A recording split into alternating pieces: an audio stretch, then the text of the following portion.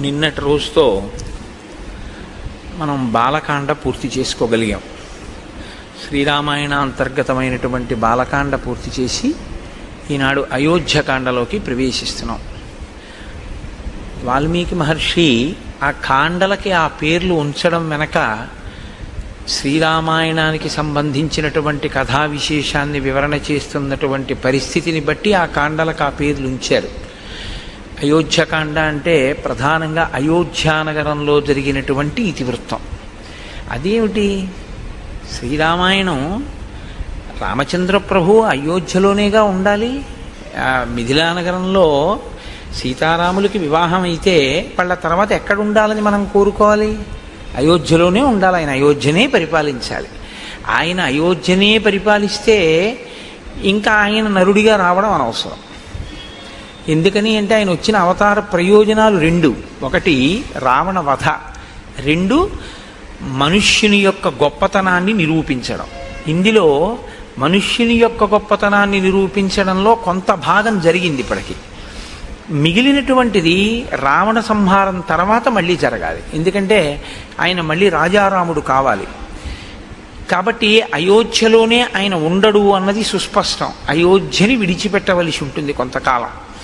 కాబట్టి ఇప్పుడు అయోధ్యని విడిచిపెట్టవలసి ఉంటుంది. కాబట్టి అయోధ్యని విడిచిపెట్టడానికి కావలసిన కారణం ఒకటి అయోధ్యకాండలోనే పుడుతుంది. కాబట్టి ఇప్పుడు అయోధ్యకాండ అని ఆయన పేరు పెట్టడంలో ఉన్నటువంటి రహస్యం అది. కేవలం అయోధ్యలో జరిగిన వృత్తాంతముతో ఉన్నది అయితే రామచంద్రమూర్తి రావణవధానంతరం తిరిగి వచ్చిన తర్వాత కూడా అయోధ్యకాండే అనాలి. కానీ అలా అనలేదు. రామాయణంలో బాలకాండ తర్వాత అయోధ్యకాండ అనడం వెనక ఉన్న రహస్యం ఏమిటంటే సీతారాముల వివాహం అవడం అనేటటువంటిది శ్రీరాముడిగా రామచంద్రమూర్తిని లోకానికి పనికొచ్చేటటువంటి వ్యక్తిగా విశ్వామిత్రుడు అందించి తాను ఉత్తర దిక్కుకు వెళ్ళిపోయాడు. బాలకాండ అన్న పేరంటారా? బాలకాండ అనడానికి కారణం రాముని బాల్యాన్ని వర్ణించింది అని కాదు. ప్రధానంగా బాలుడు అంటే అందుకే గణపతిని ఎప్పుడూ కూడా బాలుడిగా చెప్తారు తప్ప గణపతికి, సుబ్రహ్మణ్యుడికి, వీళ్ళకి యవ్వనంలో ఉన్నవాళ్ళు, వృద్ధాప్యంలో ఉన్న వాళ్ళ కింద చెప్పరు. అసలు ఎప్పుడు బాలుడి కిందే చెప్తారు. బాలుడి కింద ఎందుకు చెప్తారో తెలుసా అండి? బాలుడి కింద చెప్పడానికి ఒక లక్షణం చెప్తారు పెద్దలు. ఇప్పుడు కోపం వస్తుంది పిల్లాడికి, ఏదో నాన్నగారు కాజా ఇవ్వలేదు, కోపం వస్తుంది. ఆ కోపం ఎంతసేపు ఉంటుంది అంటే మనం చెప్పలేము. 2 నిమిషాలు 3 నిమిషాలు ఉంటుంది, పోతుంది. పోయి మళ్ళీ నాన్నగారండి నాన్నగారండి అని వాడే వచ్చేస్తాడు. ఇందాక కోపపడ్డావు కదరా అంటే అసలు ఆ కోపపు ఛాయి కూడా వాడి మనసులో ఉండదు. వాడు నవ్వుతాడు అంతే. వాడికి ఏం జ్ఞాపకం కూడా ఉండదు. నిన్న నాన్నగారు కాజా తేలేదు, నేను నాన్నగారి మీద కోపం పెట్టుకున్నానన్న విషయం కూడా వాడి స్మృతిలో ఉండదు. అంతగా బాలురు ఎలా ప్రవర్తిస్తారో అలా మనం చేసేటటువంటి తప్పిదములను మన్నించి మన కార్యములకు విఘ్నములను తీసేస్తారు. కాబట్టి విఘ్నేశ్వరుడు బాలుడు, విశ్వామిత్రుడు బాలుడు. విశ్వామిత్రుడు బాలుడు అంటే అంత స్వచ్ఛమైనటువంటి హృదయము కలిగినటువంటి వాడు, బ్రహ్మర్షిత్వమును పొందినవాడు. బ్రహ్మర్షిత్వమును పొందినటువంటి విశ్వామిత్రుడు రామచంద్రమూర్తిని బాలకాండలో ఉత్తరోత్తర లోకానికి పనికొచ్చేటటువంటి లోకాభిరాముడుగా ఎలా తయారు చేశాడో చెప్పిన కాండ విశ్వామిత్రుడి యొక్క జీవితాన్ని వర్ణన చేసిన కాండ. కాబట్టి దానికి బాలకాండ అని పేరు. ఇప్పుడు మనం అయోధ్యకాండలోకి ప్రవేశిస్తున్నాం.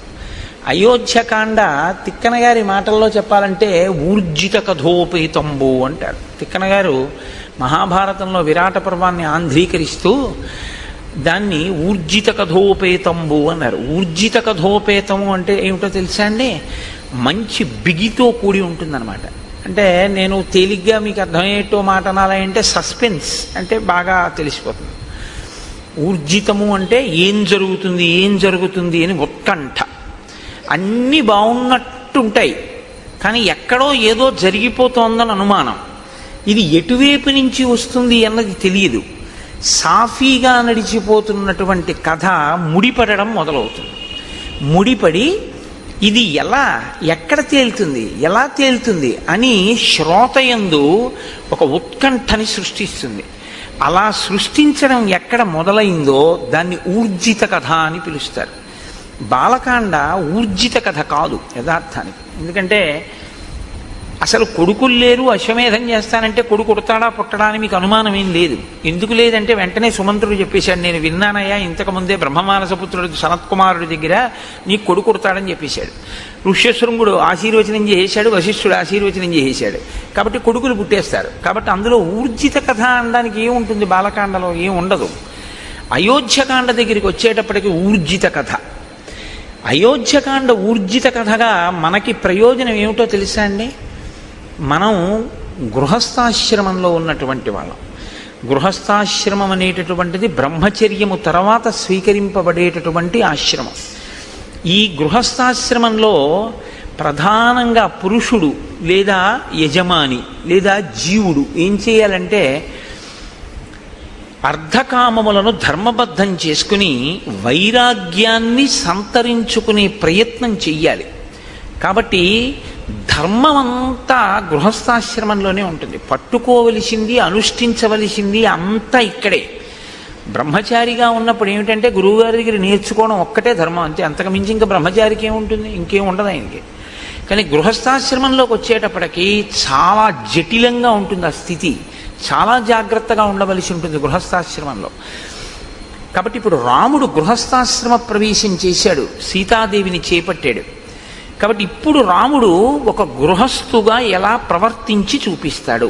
ఇప్పటి వరకు ఒక బ్రహ్మచారిగా ఆయన తల్లితో తండ్రితో గురువుతో, తల్లితో తండ్రితో ఆయన ఎంతవరకు సమన్వయం చెందాడు, ఏం మాట్లాడాడు అన్నది పెద్ద అవకాశం మనకి లేదు తెలుసుకోవడానికి. అంతఃపురంలో ఏదో పిల్లలతో మాట్లాడతారు, అది పెద్ద విశేషమేం కాదు. కానీ గురువుగారి దగ్గర ఉండి నేర్చుకున్నది ఏదుందో అది ప్రధానం. అది ఒక్కటే ఉంటుంది బ్రహ్మచర్యంలో. గురువుగారు చెప్పింది వింటూ ఉండడం, గురువుగారి దగ్గర నేర్చుకుంటూ ఉండడం. అది జరిగిందా లేదా? జరిగింది బ్రహ్మచారిగా రామచంద్రమూర్తికి. గృహస్థాశ్రమంలోకి వచ్చేటప్పటికీ అనేక విధములైనటువంటి సమస్యలు తలెత్తుతాయి. పాత్ర మారిపోతుంది. ధర్మం భార్య దగ్గరికి వెడితే భర్తృధర్మం, తమ్ముడి దగ్గర నిలబడితే అన్నధర్మం, గురువు దగ్గరికి వెడితే శిష్యధర్మం, తండ్రి దగ్గరికి వెడితే కొడుకు ధర్మం. ఏ ధర్మానికి ఆ ధర్మాన్ని నిలబెట్టుకుంటూ అన్నిటికన్నా సమున్నతమైనటువంటి ధర్మం ఏదుందో, అంటే వేదప్రోక్తమైనటువంటి ధర్మం ఏదుందో ఆ ధర్మంతో మిగిలినటువంటివి సమన్వయం చేసుకుంటూ వెడుతూ ఉండాలి. ఇది చాలా సంక్లిష్టమైనటువంటి వ్యవస్థ. ఇందులో మనకి పెద్దలు ఏం చెప్తారంటే, ఈ ధర్మం అనేది మీరు ఎక్కడ తెలుసుకోవాలి అంటే ఒక్క వేదంలోంచే తెలుసుకోవాలి. ఎందుకంటే ధర్మం చెప్పడానికి అధికారం ఇంకెవరికి లేదు. నేను ధర్మం చెప్తానండి అంటే నాకేం అధికారం లేదు ధర్మం చెప్పడానికి. నీ చెప్పింది ధర్మం అవదు, వేదం చెప్పింది ధర్మం అవుతుంది. వేదం చెప్పింది ధర్మం అయితే వేదం చదివి తెలుసుకోగలిగినటువంటి ప్రజ్ఞ ఇవాళ ఎంతమందికి ఉంటుంది? వేదంలో ధర్మం ఇలా ఉంది అని మనం ఎలా చెప్పగలం? చెప్పలేం. కాబట్టి ఋషులు ఏం చేశారంటే స్మృతులు కింద తీసుకొచ్చారు. గౌతముడు ఒక స్మృతి రచన చేశాడు, దాన్ని గౌతమ స్మృతి అంటారు. యాజ్ఞవల్కుడు ఒక స్మృతి చేశాడు, యాజ్ఞవల్క స్మృతి, అత్రి స్మృతి. ఇలా స్మృతులు వచ్చాయి. స్మృతులు ఏం చేస్తాయంటే వేదంలో ఉన్నటువంటి ధర్మసూత్రములను క్రోడీకరించి వాటిని అందంగా ఒక పొందికతో తీసుకొస్తారు. దానికి స్మృతి అని పేరు. శృతి స్మృతి రెండు విరుద్ధంగా ఉండవు. శృతిని స్మృతి అనుసరిస్తుంది. శృతిని స్మృతి ఎక్కడైనా తిరస్కరిస్తే దాన్ని మనం పాటించవలసిన అవసరం ఉండదు, ఎందుకంటే అది ధర్మ విరుద్ధం అవుతుంది. అసలు ధర్మ విరుద్ధమైన విషయాన్ని ఋషి ప్రతిపాదించడం. కాబట్టి శృతికి స్మృతికి మధ్యలో ఏదైనా భేదం ఉందా అంటే అది ఉన్నట్టు నీకు కనపడుతోందేమో, కానీ పెద్దల దగ్గర ఆశ్రయించి నువ్వు తెలుసుకుంటే ఆ భేదం ఉండే అవకాశం పెద్దగా ఏముండదు. ఋషి ఎప్పుడూ మన ప్రయోజనం కొరకే మాట్లాడతారు. కాబట్టే రఘువంశ కావ్యంలో కాళిదాసు గారు ఓ మాట అంటాడు, వేదాన్ని స్మృతి ఎలా అనుసరించిందో అలా నందినీ ధేనువుని దిలీప మహారాజు అనుసరించాడు అన్నాడు. శృతేరివార్థం స్మృతి రన్వగచ్చత్ అన్నాడు. శృతి యొక్క అర్థం వేదం ఏం చెప్పిందో దాన్ని స్మృతి అనుసరించినట్లు దిలీపుడు ఆ గోవుని నందినీ ధేనువుని అనుసరించాడు అన్నాడు. కాబట్టి ఇప్పుడు ధర్మాన్ని పాటించాలి, స్మృతులన్నా తెలిసి ఉండాలి, వేదమన్నా తెలిసి ఉండాలి. నాకు వేదము తెలియదు, స్మృతులు తెలియదు, మరి ఏం తెలుసుకుంటే ధర్మం తెలుస్తుంది? వేదోపబ్రహ్మణమైనటువంటి రామాయణంలో రాముడు ధర్మమూర్తి అయ్యాడు. ఎలా అయ్యాడు? పుట్టుక చేత ధర్మమూర్తి కాలేదు, ధర్మాన్ని అనుష్ఠించి ధర్మమూర్తి అయ్యాడు. కాబట్టి ఇప్పుడు నీవు శ్రీరామాయణం అయోధ్యకాండ ప్రత్యేకించి బాగా అర్థమైతే నీకు అనేకమైనటువంటి ధార్మిక విషయముల మీద అనుమానాలు తీరిపోతాయి. కానీ మీరు దాన్ని చాలా జాగ్రత్తగా అర్థం చేసుకోవలసి ఉంటుంది. అర్థం చేసుకుంటే మాత్రం అసలు గృహస్థాశ్రమంలో ఎలా బ్రతకాలి, ఎలా ఉంటాయి విషయాలు అన్నదాన్ని అసలు అయోధ్యకాండ ఆవిష్కరించినట్లుగా శ్రీరామాయణంలో మిగిలిన కాండలు చూపించలేవు. ఎందుకంటే సుందరకాండ ఉపాసన కాండ, అయోధ్యకాండ గృహస్థాశ్రమ ధర్మములను వివరించేటటువంటి కాండ.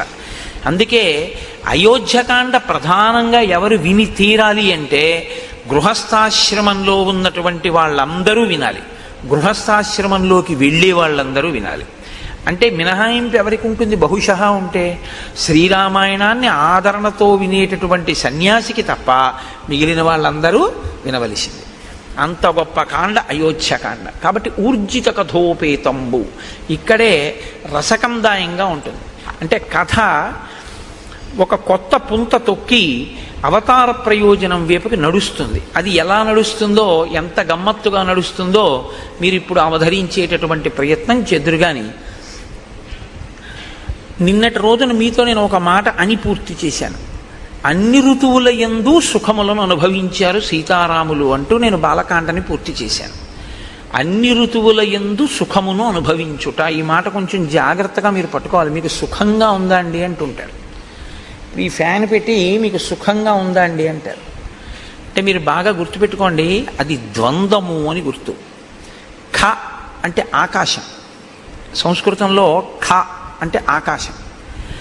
ఆకాశానికి మార్పు ఏమి ఉండదు అసలు, అది ఎప్పుడు అలాగే ఉంటుంది. దానిలో మబ్బులు వచ్చాయనుకోండి, మీకు ఇప్పుడు ఆకాశము మేఘావృతమైంది. ఆకాశంలో మబ్బులు తొలగిపోయాయి అనుకోండి, ఆకాశము నిర్మలంగా ఉంది. ఆకాశం ఏమైనా మారిందా? ఆకాశం ఏం మారలేదు. మబ్బులు కమ్మాయి, మబ్బులు పోయాయి.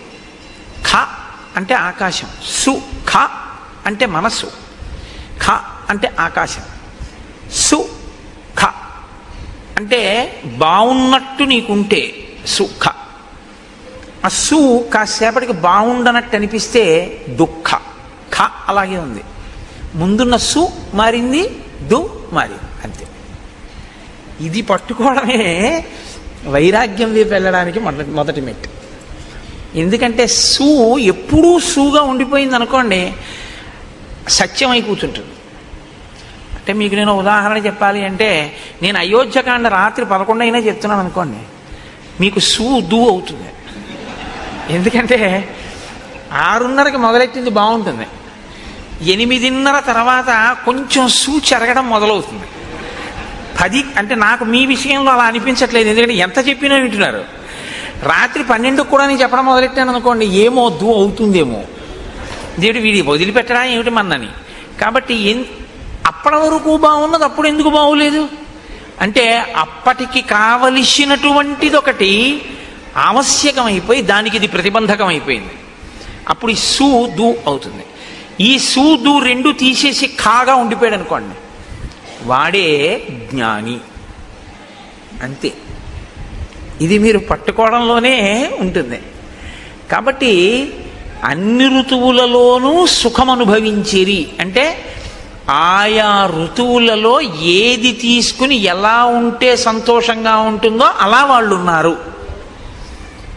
శీతాకాలంలో ఏసీ వేసుకు పడుకున్నాడు అనుకోండి, పిచ్చాడు అనుకుంటారు.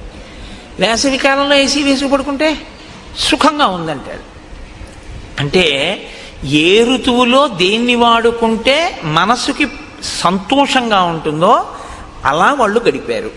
అంటే సీతారాములు సంతోషంగా ఉన్నారా? మీకు అనుమానమా? అన్ని ఋతువులలోనూ సంతోషంగా ఉన్నారంటే 365 రోజులు సంతోషంగానే ఉన్నారు. ఇప్పుడు ఈ సంతోషానికి అడ్డేదైనా వచ్చిందనుకోండి, బాగా గమనించండి నేను చెప్పే మాటని. ఇప్పుడు ఈ సంతోషానికి అన్ని ఋతువులలో సీతారాములు సంతోషంగా ఉన్నారు. ఇప్పుడు సీతారాములు అడవికి వెళ్ళిపోతారు. పెద్ద విచిత్రం ఏంటంటే, మీకు తెలియదా నాకు తెలియదా, నేను దాచిపెట్టవలసిన అవసరం ఏముంది అందులో, నేను దాచిపెడితే మాత్రం మీకు తెలియదా? అడవికి వెళ్ళిపోయారు. అడవికి వెళ్ళిపోతే మీరు నేను ఏం చేస్తామంటే ఇలా వేళ్ళు విరిచి అయ్యయ్యయ్యో ఎంత పని చేసిందండి మందర, ఎంత పని చేసిందండి కైకమ్మ, రాముడు అడవికి వెళ్ళిపోయాడు, పాపం ఎంత కష్టపడుతున్నాడో అంటాం. ఆయనకి అది సూ కాదు, డూ కాదు, ఆయన ఖ. అందుకని నవమి నాడు పుట్టాడు. ఆయన ఏమంటాడంటే, మా నాన్నగారిని సత్యంలో నిలబెట్టి నా ధర్మాన్ని నేను పోషించాను కాబట్టి నాకు సంతోషం అంటాడు. మీకు దుఃఖంలా కనపడుతున్నది రాముడికి దుఃఖం కాదు. అది రాముడికి దుఃఖం అయితే రామాయణం నేను చెప్పక్కర్లేదు, మీరు వినక్కర్లేదు. ఆయనకి ధర్మం కావాలంతే. ధర్మం పట్టుకుని ఉంటే ఆయనకి సంతోషం. ధర్మం వదిలేశాడో రాముడు, అది ఆయనకి ఇబ్బంది. అందుకే అసలు వదలడం. ఎప్పుడైనా వదిలిపెడతాడేమో అన్నట్టు అనిపిస్తుంది ఒక్కొక్కసారి, కానీ వదలడం, దాన్నే పట్టుకుంటాడు. ఇది మీరు రామపాత్ర వైపు నుంచి పట్టుకోవాలి. కదలని రాముడు కదలకుండా ఉన్నా కదిలిపోతున్న పాత్రలు ఎన్నున్నాయో పట్టుకోవడం రామాయణం.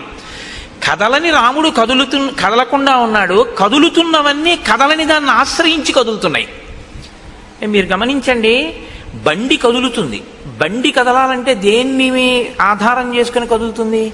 చక్రాలను ఆధారం చేసుకుని కదులుతుంది. చక్రాలు దేనికి బిగింపబడి ఉంటాయి? ఒక ఇరుసుకుంటాయి. ఇరుసలా ఉండి చక్రాలు తిరుగుతూ ఉంటాయి. ఒక తిరగనిది తిరుగుతున్న దాని మీద ఉంటుంది. కదలని బండి కదులుతున్న చక్రాల మీద ఉంటుంది. కదులుతున్న చక్రాల వల్ల బండి కదులుతూ ఉంటుంది తప్ప అసలు అది కదలదు. లేదా కదలని దాన్ని ఆధారం చేసుకుని కదులుతూ ఉంటాయి చక్రాలు. అప్పుడు మీరు ఇరుసు కదలటం లేదు, చక్రాలు బిగింపబడి ఉన్నాయనుకుంటే. అలా లోపల కదలని రాముణ్ణి ఆధారం చేసుకుని కదిలిపోతున్న పాత్రలు కదిలిపోవడం మొదలవుతాయి అయోధ్యకాండ నుంచి. ఇంకా ఇది అయోధ్యకాండ నుంచి మీరు ఆ కోణంలో చూడవలసినటువంటి ఒక దృక్కోణం రామాయణాన్ని. అందుకని ఈ కదలికని చూపించడం, గచ్చత కదులుతున్నాయి, ఇక నుంచి నువ్వు జాగ్రత్తగా కదులుతున్నాయంటే కదలనిదేది, కదులుతున్నదేది, ఇది చూడటం నేర్చుకో. ఇది వాల్మీకి హృదయం. గచ్చత అని మొదలెట్టారు ఆయన. గచ్చత అంటే వెళ్ళిపోయెను, వెడలిపోయెను అన్న మాటతో మొదలు పెట్టారంటే అది కదలిక. వెళ్ళడం అంటే కదలిక కదండి. ఈ కదలిక ఏ కదలని దాన్ని ఆధారం చేసుకుని కదలడం మొదలు పెట్టాయన్నీ. ఇది నువ్వు పట్టుకోగలిగితే కదలని వాడెవడో, దేని వలన కదలడో నువ్వు పట్టుకోగలవు. ఇది అయోధ్యకాండలో మీరు చాలా జాగ్రత్తగా పరిశీలించాలి.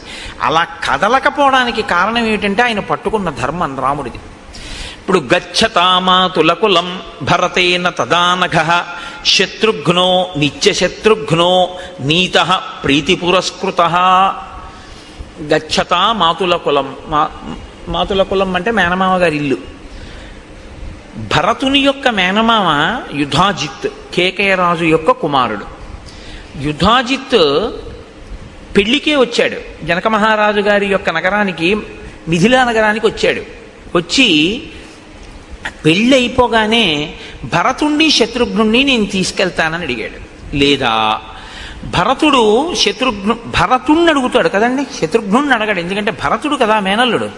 కాబట్టి భరతుణ్ణి అడుగుతాడు, ఒరే నిన్ను తీసుకెళ్దామని వచ్చాను రా, నీ పెళ్ళి అన్నారు అక్కడికి వచ్చాను, పెళ్ళి అయిపోయింది కదా, ఏదో నిన్ను తీసుకెళ్ళి సరదాగా నీతో గడపాలనుంది నాకు కొన్నాళ్ళు, అందుకు వచ్చాను, కాబట్టి నిన్ను తీసుకెళ్దాం అనుకుంటున్నాను అంటే భరతుడు తప్పకుండా వస్తాను మామయ్య అంటే కదా దశరథుడిని అడగడం వెళ్తానని. మీరు బాగా ఆలోచించండి. ముందు అసలు భరతుడు ఒప్పుకుంటే కదండి దశరథ మహారాజు గారిని అడగడం.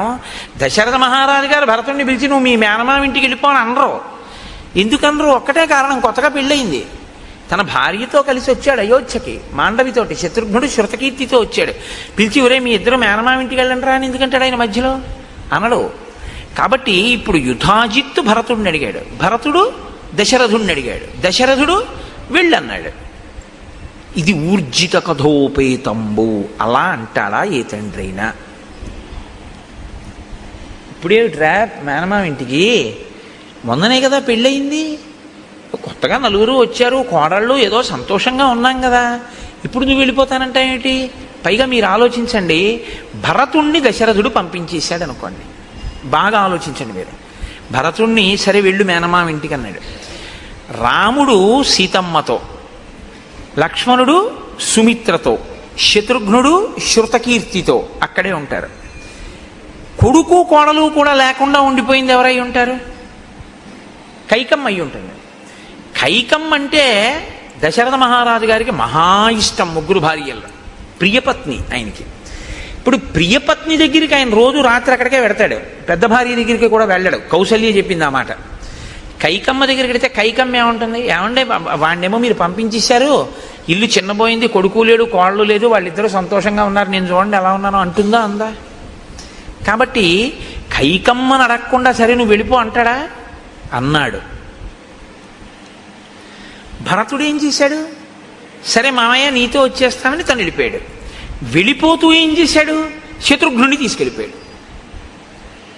అసలు మొదటి శ్లోకంలో ఉందండి పట్టంతా అయోధ్యకాండలో. గచ్చతా మాతుల కులం భరతేన తదానగ శత్రుఘ్నో నిత్యశత్రుఘ్నో నీత ప్రీతి పురస్కృత. తీసుకెళ్లేటప్పుడు ఎలా తీసుకెళ్ళాడు శత్రుఘ్నుణ్ణి? అత్యంత ప్రీతితో తీసుకెళ్ళాడు. అత్యంత ప్రీతితో తీసుకెళ్ళడం దోషం కాదు, కానీ శ్రీరామాయణాన్ని మీరు జాగ్రత్తగా పరిశీలనం చేస్తే మాండవి శృతకీర్తి కూడా భరత శత్రుఘ్నులతో యుధాజిత్ ఇంటికి వెళ్ళినట్టు కనపడదు. భరతుడు తన మేనమామ ఇంటికి వెళ్తున్నాడు, శత్రుఘ్నుడికి యుధాజిత్తు మేనమామ కాడు. కానప్పుడు శత్రుఘ్నుడిని భరతుడు ఎలా పిలిచాడు? రమ్మని పిలిచాడు. పో. శత్రుఘ్నుడు ఎలా వెళ్ళిపోయాడు?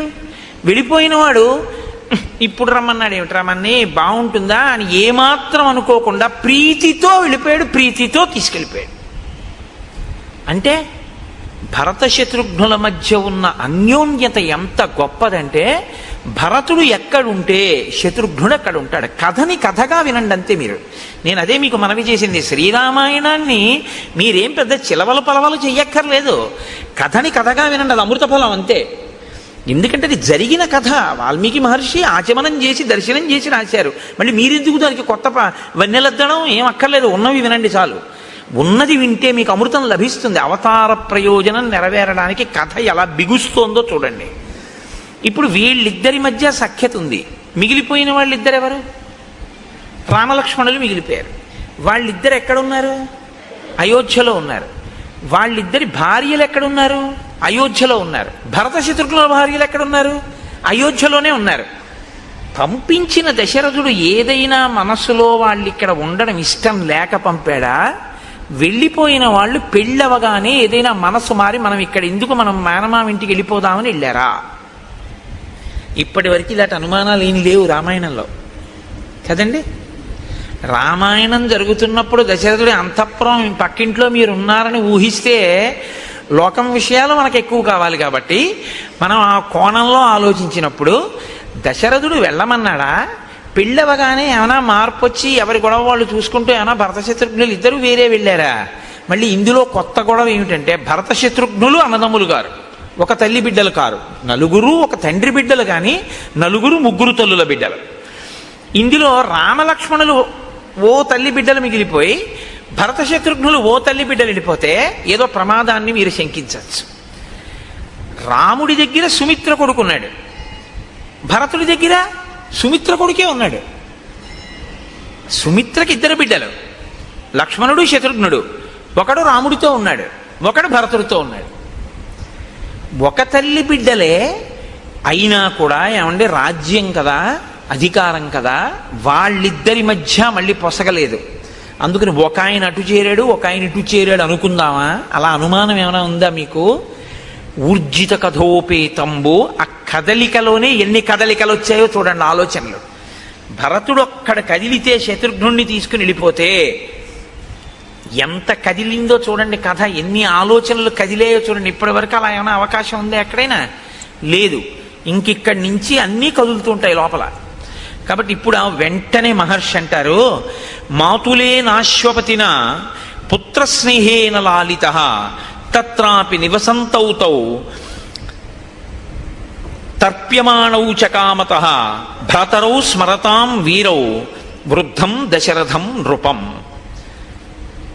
మేనమామయ్య అయినటువంటి యుధాజిత్తు భరతుణ్ణి మాత్రమే తీసుకెడదామనుకున్నా శత్రుఘ్నుడి యందున్న ప్రీతి చేత భరతుడు శత్రుఘ్నుణ్ణి కూడా తీసుకుని వెళ్ళినా, భరతుడి మేనమామయ్య అయిన యుధాజిత్తు వీడు కూడా ఎందుకు వీడితోటన్న భావన ఆయనకేం లేదు. ఈ ఇద్దరు పిల్లలకి యుధాజిత్ ఇంటికి వెళ్ళిపోయేటప్పుడు నేను అన్నయ్యతో వెళ్ళడం ఎందుకని శత్రుఘ్నుడికి లేదు. ఇప్పుడు తమ్ముణ్ణి తీసుకెళ్ళడం ఎందుకని భరతుడికి లేదు. అంటే అందరి మనసులు నిర్మలంగానే ఉన్నాయా? మరి ఎందుకు తీసుకెళ్ళినట్టు యుధాజిత్తు? ఒక్క కారణం చేత మాత్రమే తీసుకెళ్ళాడు. మేనమామగా తన ముద్దు చెల్లించుకోవడానికి, అంతకన్నా నువ్వు అనుమానాలు ఏమీ పెట్టుకోవద్దు. మహర్షి వేసినటువంటి సంకేతం. నువ్వు అంతకన్నా ఏమైనా అనుమానాలు పెట్టేసుకుంటావేమో, అక్కర్లేదు. ఎందుకని? పుత్రస్నేహేన లాలిత మాతులే నాశ్వపతిన. అశ్వపతి యుధాజిత్తుకున్న మారుపేరు. కేవలం మేనమామల ముద్దు, మేలైన ముద్దు, తాతలకు తా ముద్దు, తాను అబ్బాయి అని జానపదం. మేనమామల ముద్దు మేలైన ముద్దు, అందుకని మేనమామ తీసుకెళ్ళాడు. వాళ్ళు వెళ్ళారు. వెళ్ళిన వాళ్ళు అక్కడికి వెళ్ళిపోయారు కదా పెళ్ళవగానే. మరి భార్యల మీద కానీ తండ్రి మీద కానీ వాళ్ళంత ప్రేమ లేని వాళ్ళ? మరి రామలక్ష్మణులు ఉన్నారు, వాళ్ళిద్దరు వెళ్ళిపోయారు. తల్లిదండ్రుల మీద ఏమండి మీరు ఏమైనా చెప్పండి కానీ రామలక్ష్మణులకి ప్రీతి ఎక్కువ, అందుకే వాళ్ళు పాపం ఎప్పుడు విడిచిపెట్టి వెళ్ళలేదు. వాళ్ళిద్దరూ మాత్రం చూడండి తగుదనమ్మా అని మేనమామ గారు ఇంటికి వెళ్ళిపోయారని మీరు అంటారేమో. వెంటనే మహర్షి అంటారు, సర్వ ఏవతు తస్యేష్ఠాః చత్వారః పురుషర్షభాః స్వశరీరాబ్దినిర్వృత్తాః చత్వార ఇవ బాహవః. దశరథ మహారాజు గారికి రామ లక్ష్మణ భరత శత్రుఘ్నులు నలుగురి యందు ఉన్నటువంటి ప్రీతి ఎటువంటిదంటే, తన శరీరములోనే ఉన్నటువంటి ఉత్పన్నమైన 4 బాహువుల యందు తనకి ఎలా సమానమైన ప్రేమ ఉంటుందో దశరథుడికి కూడా అలాగే నలుగురు కొడుకుల మీద సమానమైనటువంటి ప్రేమ ఉన్నది. అంతే తప్ప భరత శత్రుఘ్నుల మీద తక్కువ ప్రేమ, రామలక్ష్మణుల మీద తక్కువ ప్రేమ అలా ఏం ఆయనకి లేదు. ఆయన మేనమామ పిలిచాడు, పంపించాడు. రామలక్ష్మణులు ఉన్నారు. శత్రుఘ్నుడు ఎప్పుడు భరతుడిని విడిచిపెట్టి ఉండడు, వెళ్ళిపోయాడు. లక్ష్మణుడు రాముడిని విడిచిపెట్టి ఉండడు, రాముడితో పాటు అంతఃపురంలో ఉండిపోయాడు. అంతవరకే. కాబట్టి భ్రాతరౌ స్మరతాం వీరో వృద్ధం దశరథం నృపం. వెళ్ళిన భరత శత్రుఘ్నులు ఎప్పుడూ దశరథ మహారాజు గారిని తలుచుకుంటూ ఉంటారు. ఎందుకు తలుచుకుంటూ ఉంటారు అంటే, నాన్నగారు పెద్దవారు అయిపోయారు, అది కారణం. వృద్ధం, అరే నాన్నగారు పెద్దవారు అయిపోయారే, మనం మామయ్య ఇంటికి వచ్చాం, సంతోషంగా గడుపుతున్నాం. కానీ పెద్ద ఆయన పాపం నాన్నగారి దగ్గర మనం ఉంటే నాన్నగారు సంతోషించి ఉండేవారు, నాన్నగారికి మనం శుశ్రూష చేసి ఉండేవాళ్ళం, ఇక్కడికి వచ్చాం, పెద్దవారు నాన్నగారు ఎలా ఉన్నారో అని వాళ్ళు నాన్నగారిని తలుచుకుంటూ ఉంటారు తప్ప వాళ్ళకి ఇంకా ఏ విధమైనటువంటి అన్యమైన ఆలోచన వాళ్ళకి లేదు. దశరథుడికి ఉన్నట్టు కనపడదు, యుధాజిత్తుకి లేదు, రామలక్ష్మణులకి లేదు, కానీ కదిలారు. కదలిక మాత్రం సంభవించింది. తేషామపి మహాతేజ రామో రతికర పితుః స్వయంభూరివ భూతానాం బభూవ గుణవత్తరః. ఈ అంతఃపురంలో రామలక్ష్మణులు ఉన్నప్పుడు దశరథ మహారాజు గారు పరిపూర్ణమైనటువంటి తృప్తిని పొందుతున్నాడు. ఎందుకు పొందుతున్నాడు అంటే, నలుగురు కొడుకులైనా అందులో పెద్దవాడైనటువంటి రామచంద్రమూర్తి యొక్క గుణముల శోభ అటువంటిది. మహాతేజ, గొప్ప తేజోవంతుడు. రామో రతికర పితుః, తండ్రికి సర్వకాలముల యందు తృప్తిని కలిగించేటటువంటి మనస్తత్వం ఉన్నవాడు. స్వయంభూరివ భూతానాం బభూవ గుణవత్తరః, ఆయన పరాక్రమశాలి, పైగా అందరి చేత కూడా అన్ని భూతములకు కూడా ప్రీతిపాత్రుడు. అటువంటి రాముడు అంతఃపురంలో ఉన్నాడు. సహి రూపోపపన్నశ్చ వీర్యవాననసూయకః భూమా వనుపమ సూనుః గుణైర్దశరథోపమః. ఆయన గొప్ప రూపవంతుడు రామచంద్రమూర్తి, వీర్యవంతుడు అన్న మాటని మీరు కొంచెం జాగ్రత్తగా అర్థం చేసుకోవాల్సి ఉంటుంది. వీర్యవాన్ అని సంస్కృతంలో ఎందుకంటారంటే, వీర్యవాన్ అంటే అర్థం ఏమిటంటే, శత్రువులతో యుద్ధం చేసేటప్పుడు తాను లోపల ఏ విధంగానూ నీరసపడకుండా, అంటే 1000 మంది వచ్చి మీద పడ్డారనుకోండి, కొట్టేస్తే మళ్ళీ 1000 మంది వచ్చారనుకోండి, ఇలా ఎంతసేపు యుద్ధం చేయని, ఇలా వచ్చి మీద పడుతూనే ఉన్నారని లోపల తాను కుందకుండా ఎంతో ప్రీతితో రెట్టించిన ఉత్సాహంతో లోపల తనని తాను నిలబెట్టుకుంటూ ఎదుటివాడితో పోరాటం చెయ్యగలిగినటువంటి వీరుణ్ణి వీర్యవాన్ అని పిలుస్తారు. కాబట్టి అటువంటి వీర్యవంతుడైన అనసూయకః, ఇతరుల మీద అసూయతో ఉండేటటువంటి లక్షణం ఉన్నటువంటి వాడు కాడు. భూమా అనుపమ సూనుః, ఈయన పోల్చి చెప్పడానికి వీలు లేనటువంటి కుమారుడు. గుణైర్ దశరథోపమః, దశరథుని యొక్క కుమారుడైనటువంటి రామచంద్రమూర్తి అన్ని గుణముల చేత శోభించి అందరి యొక్క మన్ననలను పొంది ఉన్నాడు. అంటే ఇప్పుడు మీరు ఒక విషయాన్ని గుర్తుపెట్టుకోవాలంటే, రాముడు పుట్టినప్పుడు ఇవన్నీ చెప్పారు కదా, ఇప్పుడు ఎందుకు చెప్తున్నారు ఇప్పుడు మళ్ళీ అయోధ్యకాండలో? ఇది మహర్షి ఊరకనే చెప్తున్న మాటలు కావు. ఇప్పుడు రాముడు పెద్దవాడయ్యాడు, ఇప్పుడు రాముడు యవ్వనంలో ఉన్నాడు, ఇప్పుడు రాముడు గృహస్థాశ్రమంలో ఉన్నాడు, ఇప్పుడు రాముడు భార్యాయుతుడై ఉన్నాడు, ఇప్పుడు రాముడు పెద్దవాడయ్యాడు. పెద్దవాడైనటువంటి రాముడు తన గుణముల చేత ప్రజలతోటి ఏమనిపించుకుంటున్నాడు?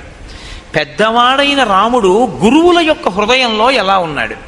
పెద్దవాడైన రాముడు బ్రాహ్మణుల యొక్క హృదయంలో ఎలా ఉన్నాడు? పెద్దవాడైన రాముడు విద్వాంసుల హృదయంలో ఎలా ఉన్నాడు?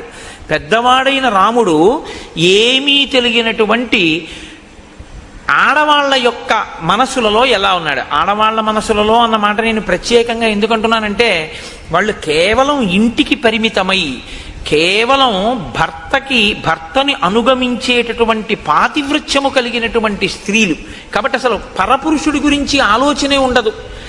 అటువంటి వాళ్ళు తన భర్త తన బిడ్డల గురించి మాత్రమే ఆలోచించే లక్షణం ఉండేటంతగా శుద్ధమైన మనస్సుతో ఉండేటటువంటి తరుణ వయస్సులో ఉన్న స్త్రీలు, అంటే యవ్వనంలో ఉన్నవారు వృద్ధులైన వారు కూడా రాముడి గురించి ఏమనుకుంటుంటారు. ఇది రాముడు యవ్వనంలోకి వచ్చే లోపల గెలుచుకున్న మనసుల యొక్క స్థితి. ఎంతమందితో ఆయన సమన్వయమయ్యాడో, ఎంతమంది మనసు చూరగొన్నాడో, ఎంతమంది మనసు చూరగొనలేకపోయాడో మీరు చూడాలి.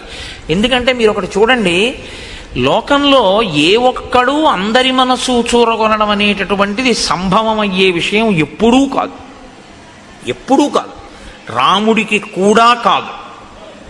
మీరు చాలా జాగ్రత్తగా చెప్పాలి ఆ మాట. ఎందుకో తెలుసా?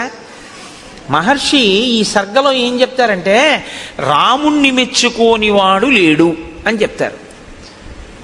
కొన్ని సర్గలు దాటగానే ఎవ్వరికీ కనపడనన్ని అవగుణములు మందరికి కనపడ్డాయి. అంటే ఉన్నదా లేదా ఒక్కతైనా? ఆ తర్వాత ఆయన వల్ల భయపడవలసిన స్థితిగా కైకమ్మకి కనపడింది. ఒకరిద్దరయ్యారా లేదా? కాబట్టి మీ ప్రయత్నంతో మీరు గెలుచుకోవడం సాధ్యం కాదు. మీ మంచితనాన్ని అర్థం చేసుకోగలిగిన స్థితి కూడా లోకానికి ఉండాలి. అప్పుడు మీరందరితో మంచివారని పెంచుకుంటారు. కానీ నేను ఏ తప్పు చేశానని నన్ను చెడ్డవాడన్నాడండి అని మీరు బాధపడకూడదు. ఎందుకంటే అది వాళ్ళ సంస్కారం, అంతే. మీరేం చేస్తారు దానికి? రాముడు అంత జాగ్రత్త తీసుకున్నాడు. ఊరుకున్నాడా రజకుడు? ఎక్కడో ఏడాది పాటు సీతమ్మ తల్లిని రావణాసురుడు కొలువుకూటంలో ఉన్నదాన్ని తీసుకొచ్చి ఏలుకున్నటువంటి వెర్రి రాముడు నేను అటువంటి వాణ్ణి కానన్నాడు. అన్నాడా లేదా? అగ్ని పరీక్ష చేస్తే మాత్రం ఊరుకున్నాడా? అనేవాడు అంటూనే ఉంటాడు. ఆ అన్నవాడు ఎన్నాళ్ళు అన్నాడని అడిగారు. పుర్రె మారిపోయిందేమో కానీ వాడికి ఆ వాచాలత్వం అలవాటు ఉండిపోయి ఆయన ద్వాపరయుగం వరకు అంటూనే ఉన్నాడు. ఆఖరికి కృష్ణుడు కనబడితే కూడా అన్నాడు. అంటే అప్పుడు పక్కనున్న బలరాముడు అన్నాడు, ఈ అలవాటు ఇవ్వాల్టిది కాదన్నాయా, నువ్వు రాముడుగా ఉన్నప్పటి నుంచి ఉందిరా తమ్ముడు. అప్పుడు ఇలాగే వాగాడు వదిన మీద. ఇహ ఈ పుర్రె తనంత తాను మారదు, ఈ పుర్రె నువ్వు పగలగొట్టే అన్నాడు. అంటే అప్పుడు కృష్ణుడు పగలగొట్టేశాడు ఆ పుర్రె. అంత మౌఢ్యంతో ఉంటారు ఒక్కొక్కళ్ళు. కాబట్టి వాళ్ళకి మీరు మంచి అవ్వాలి అని మీరు కోరుకోకూడదు కూడా. మీరు ధర్మపదంలో ఉన్నారా లేరా? అంతేగాని నాకు 198 మందే మంచివాడన్నారండి, 2 ఓట్లు రాలేదని దాని గురించి బాధపడిపోకూడదు. అలా ఉండదు లోకంలో. ధర్మాన్ని మీరు పట్టుకున్నారా లేదా అంతవరకు. కాబట్టి నతు నిత్యం ప్రశంతాత్మ మృదుపూర్వంతు భాషతే ఉచ్యమానోపి పరుషం నోత్తరం ప్రతిపద్యతే. రాముడి గురించి వినడం అంటే గృహస్థాశ్రమంలో ఉన్నవాడు నేర్చుకోవలసిన విషయాన్ని మీరు పట్టుకోవలసి ఉంటుంది. సతు నిత్యం ప్రశాంతాత్మ, ఆయన ఎప్పుడూ ప్రశాంతమైనటువంటి స్థితిలో ఉంటాడు. ఇది కొంచెం మీరు జాగ్రత్తగా పట్టుకోవాలి. నేను ప్రశాంతంగా ఉన్నానండి, మీరు వచ్చి నన్ను తిట్టారు, నా మనసు పాడైపోయింది. ఇప్పుడు బాగా గుర్తుపట్టండి, నేను మీ తిట్లు పుచ్చుకోలేదు. ఏమైంది? మీరు పాడయ్యారు. కదా. ఇన్ని తిట్టినా వాడు చూడరా హాయిగా వెళ్ళిపోతున్నాడు, వాడు ఏం పట్టించుకోవడం, ఇంకా బీపీ మీకే వస్తుంది కదా. అంటే ఏది పుచ్చుకోవచ్చో ఏది పుచ్చుకోకూడదో దాన్ని పుచ్చుకోవలసిన దాన్ని పుచ్చుకుని పుచ్చుకోక్కర్లేదనుకున్న దాన్ని పుచ్చుకోక్కర్లేకుండా పక్కగా వదిలేయగలిగిన ప్రజ్ఞ, అంటే అది సద్విమర్శ అయి మంచి అయితే పుచ్చుకుని, అప్పుడు అది మీరు తీసుకోవాలి, ఇది మనం మార్చుకోవలసింది అనుకుంటే పుచ్చుకుని మార్చుకుంటారు, బాధపడవలసిన అవసరం ఉంది. ఇది మనం పుచ్చుకోవలసిన అవసరం ఉన్నది కాదు అనుకుంటే మీరు దాన్ని వదిలిపెట్టేస్తారు, ఇప్పుడు బాధపడవలసిన అవసరమే ఉంది. మీరు పట్టుకున్నారో లేదో. అలా ఉంటే మీరు ప్రశాంతాత్మ. అలా కాకుండా నీకు పనికొచ్చేదే చెప్పాడు ఒక ఆయన, ఏమండి అలా ఉండకండి, కొంచెం మీరు అనుకుంటున్నారు కానీ కాస్త మీరు అలా ఉండడం వల్ల ఇబ్బంది ఉంటుంది, మీరు కొంచెం ఆ పద్ధతి మార్చుకుని ఇలా ఉండండి అన్నాడు. మీరు కొంచెం పరిశీలన చేస్తే నిజమే, నేను అలా చేయడం కన్నా ఇలా చేస్తే బాగుంటుందేమో అనిపించింది, అప్పుడు మీరు అలా చేయండి, ప్రశాంతాత్మ. మీరు నాకు ఆయన చెప్పడం ఏమిటి, నాకు ఆయన నన్ను ఆయన అలా అనడం ఏమిటి అని పీక్కున్నారు అనుకోండి, అశాంతాత్మ, అశాంతి. ఇప్పుడు అది మనం పుచ్చుకోవలసింది లేదు, ఆయనకి తెలియదు పాపం, ఏం మాట్లాడాలో తెలియదు, కాబట్టి ఏదో మాట్లాడాలనుకుని మాట్లాడేశాడు అంతే. కాబట్టి దాని గురించి పెద్ద చింత లేదు, వదిలిపెట్టేసి అక్కడతో. ఇప్పుడు ప్రశాంతాత్మ కదా. ఇది మిమ్మల్ని బట్టి ప్రశాంతాత్మ కానీ పక్కవాడిని బట్టి ప్రశాంతాత్మ ఎప్పుడూ ఉండదు. అలా అయితే నేను ఏం చేయాలో తెలుసా అండి, అసలు మనిషి అన్నవాడు కనపడని చోటుకు పారిపోవాలి నేను ప్రశాంతంగా ఉండాలంటే. అది సంభవం అండి గృహస్థాశ్రమంలో. తెల్లారులేస్తే కొడుకుంటాడు, భార్య ఉంటుంది, బిడ్డలు ఉంటారు, పాలవాడు ఉంటాడు, పూలవాడు ఉంటాడు, ఉద్యోగానికి వెడతాం, అధికారులు ఉంటారు, అందరూ ఉంటారు, అందరితోటి సమన్వయం అవ్వాలి. అందరితోనూ సమన్వయం అవుతూ మీరు ప్రశాంతాత్మ. అలా ఉండాలంటే ఇది మీకు రావాలి, మీకొస్తే మీరు ప్రశాంతాత్మ. రాముడు ప్రశాంతాత్మ, ఇది పట్టుకోండి బాగా. ఇప్పుడు రాముడు ఏది పుచ్చుకోవాలో అది పుచ్చుకుంటాడు, ఇది అక్కర్లేదని కూడా వదిలేస్తాడు. అందుకని ఆయన ఇప్పుడు అలాగే ఉంటాడు. ఉండని వాళ్ళు ఎవరంటే ఇన్నన్నా అలా ఉన్నాడని బాధపడేవాడు, ఇంత చెప్పినా మార్చుకోలేదని బాధపడేవాడు, లేకపోతే నీ చెప్తే మార్చుకున్నాడని పొంగిపోయేవాడు. మీరు పట్టుకున్నారో లేదో. ఆయన మార్చుకున్నాడండి, ఆయనండి నీ చెప్తేనే మార్చుకున్నాడని వీడు పొంగిపోయాడు. ఇప్పుడు పొంగు వీడిది, ఆయన ఏందేం లేదు, ఆయన ప్రశాంతాత్మ. నీ చెప్పానండి, ఆయన వినలేదు, వీడు కుంగిపోయాడు, కుంగిపోయింది వీణ, ఆయనకేం లేదు, ప్రశాంతాత్మ. పొంగు కుంగు నీకొస్తున్నాయి, ఆయనకేం లేదు. రామాయణంలో కదలికలు ఇలా ఉంటాయి, కదలని వాడెవరు, ఇది ఎంత గుంభనంగా చెప్తాయో చూడండి శ్లోకాలు. ఇది రాముడికా మీకు కూడానా? మీకు కూడా. రక్తపోటు ఎందుకు వచ్చింది అంటే ఆందోళన వలన. ఆందోళన వల్ల ఎందుకు వచ్చింది అంటే ప్రతి చిన్న విషయానికి కదిలిపోతాడు. అలా కదిలిపోకుండా ఉండాలంటే ఏమిటి మార్గం అంటే శ్రీరామాయణం ఒక పెద్ద మనస్తత్వ శాస్త్రము. మీకు ప్రశాంతంగా జీవితం చేసుకునేటటువంటి మార్గాన్ని శ్రీరామాయణం ఉపదేశం చేస్తుంది. అలా ఉండడానికి ఏం చేస్తూ ఉంటాడండి ప్రశాంతాత్మ? మృదుపూర్వంతో భాషతే, చాలా మృదువుగా మాట్లాడతాడు. అదేమి కఠినంగా ఉండదు ఆయన మాట్లాడితే. కానీ ఏమండి చాలా వ్యగ్రతతో లోపల కడుపులో మండిపోయి చెప్పవలసిన మాట చెప్పవలసి వస్తే ఇలా చెప్తాడు. ఏ కేకలేం వేయడైనా చక్కగా చెప్తాడు. నా సంకుచిత పంథాహ ఏనవాలి హతోగత అంటాడంతే. వాలి విడిపోయిన మార్గం మూసుకుపోలేదని సుగ్రీవుడికి చెప్పు అంటే, మాట వినకపోతే వాళ్ళ అన్నయ్య ఎటు వెళ్ళాడో అటు వెళ్ళిపోతాడని చెప్పు అంటే చచ్చిపోతాడని చెప్పు. చక్కగా మాట్లాడతాడు. ఎంత అందంగా మాట్లాడతాడో. ఎవరో సరే ఎందుకులేండి, ఇప్పుడు ఏదో రామాయణం మృదువుగా మాట్లాడే దానికి కఠినంగా మాట్లాడే ఉదాహరణ నేను చెప్పడం ఎందుకు. కాబట్టి మృదుపూర్వంతో భాషతే, మృదువుగా మాట్లాడతాడు. కాబట్టి ఆయన లోపల కదలడు. ఒకవేళ నిష్కారణంగా ఎవడో కటువుగా మాట్లాడితే మరి అప్పుడు ఏం చేస్తాడండి? ఉచ్యమానోపి పరుషం నోత్తరం ప్రతిపద్యతే. అవతలవాడు చాలా ఉద్రేకంగా మాట్లాడుతున్నాడు, ఇప్పుడు తాను కాని మళ్ళీ మాట్లాడితే అది ఖచ్చితంగా ఉద్రేకానికే వెడుతుంది. అప్పుడు ఆయన మాట్లాడు, ఆయన మౌనంగా ఉంటాడు. ఆయన మౌనంగా ఉండి అవతల వాడిని బాగా మాట్లాడనిస్తాడు. ఎంత ఉద్రేకపడగలడో అంత ఉద్రేకపడనిస్తాడు. ఆయన నిశ్శబ్దంగా అవేం పుచ్చుకోడు. పుచ్చుకుంటే కదండి వచ్చిన బాధ. ఇప్పుడు నన్ను తిట్టాలని మీరు అనుకున్నారనుకోండి, అనుకుని నన్ను తిట్టేశారు, కానీ నేను అప్పుడు నిద్రపోతున్నాను. ఏమైనా ప్రయోజనం ఉందా? మీరు తిట్టారని కూడా నాకు తెలియదు. లేచుండి నేను పుచ్చుకోపోయినా అంతే. మీరు 1000 రూపాయలు ఇస్తే నేను పుచ్చుకోలేదు అనుకోండి, నేను ఆయనకి 1000 రూపాయలు ఇచ్చానండి అని మీరు అనగలరా? నేను పుచ్చుకుంటే కదా మీరు నాకు ఇచ్చినట్టు. మీరు తిట్టారు, మీరు తిట్టానని మీరు అనుకుని ఉద్రేకపడాలంతే, నేను పుచ్చుకుంటే కదా. ఇది రాముని యొక్క స్వభావం. ఇది యథార్థానికి ఏమిటంటే, రాముడు అలా ఉన్నాడంటే ప్రశాంతాత్మ, నువ్వు కూడా అలా ఉండాలనుందా? రాముడు ఇలా ఉన్నాడు, నువ్వు అలా ఉండు. మార్గాన్ని చెప్తున్నారు మహర్షి.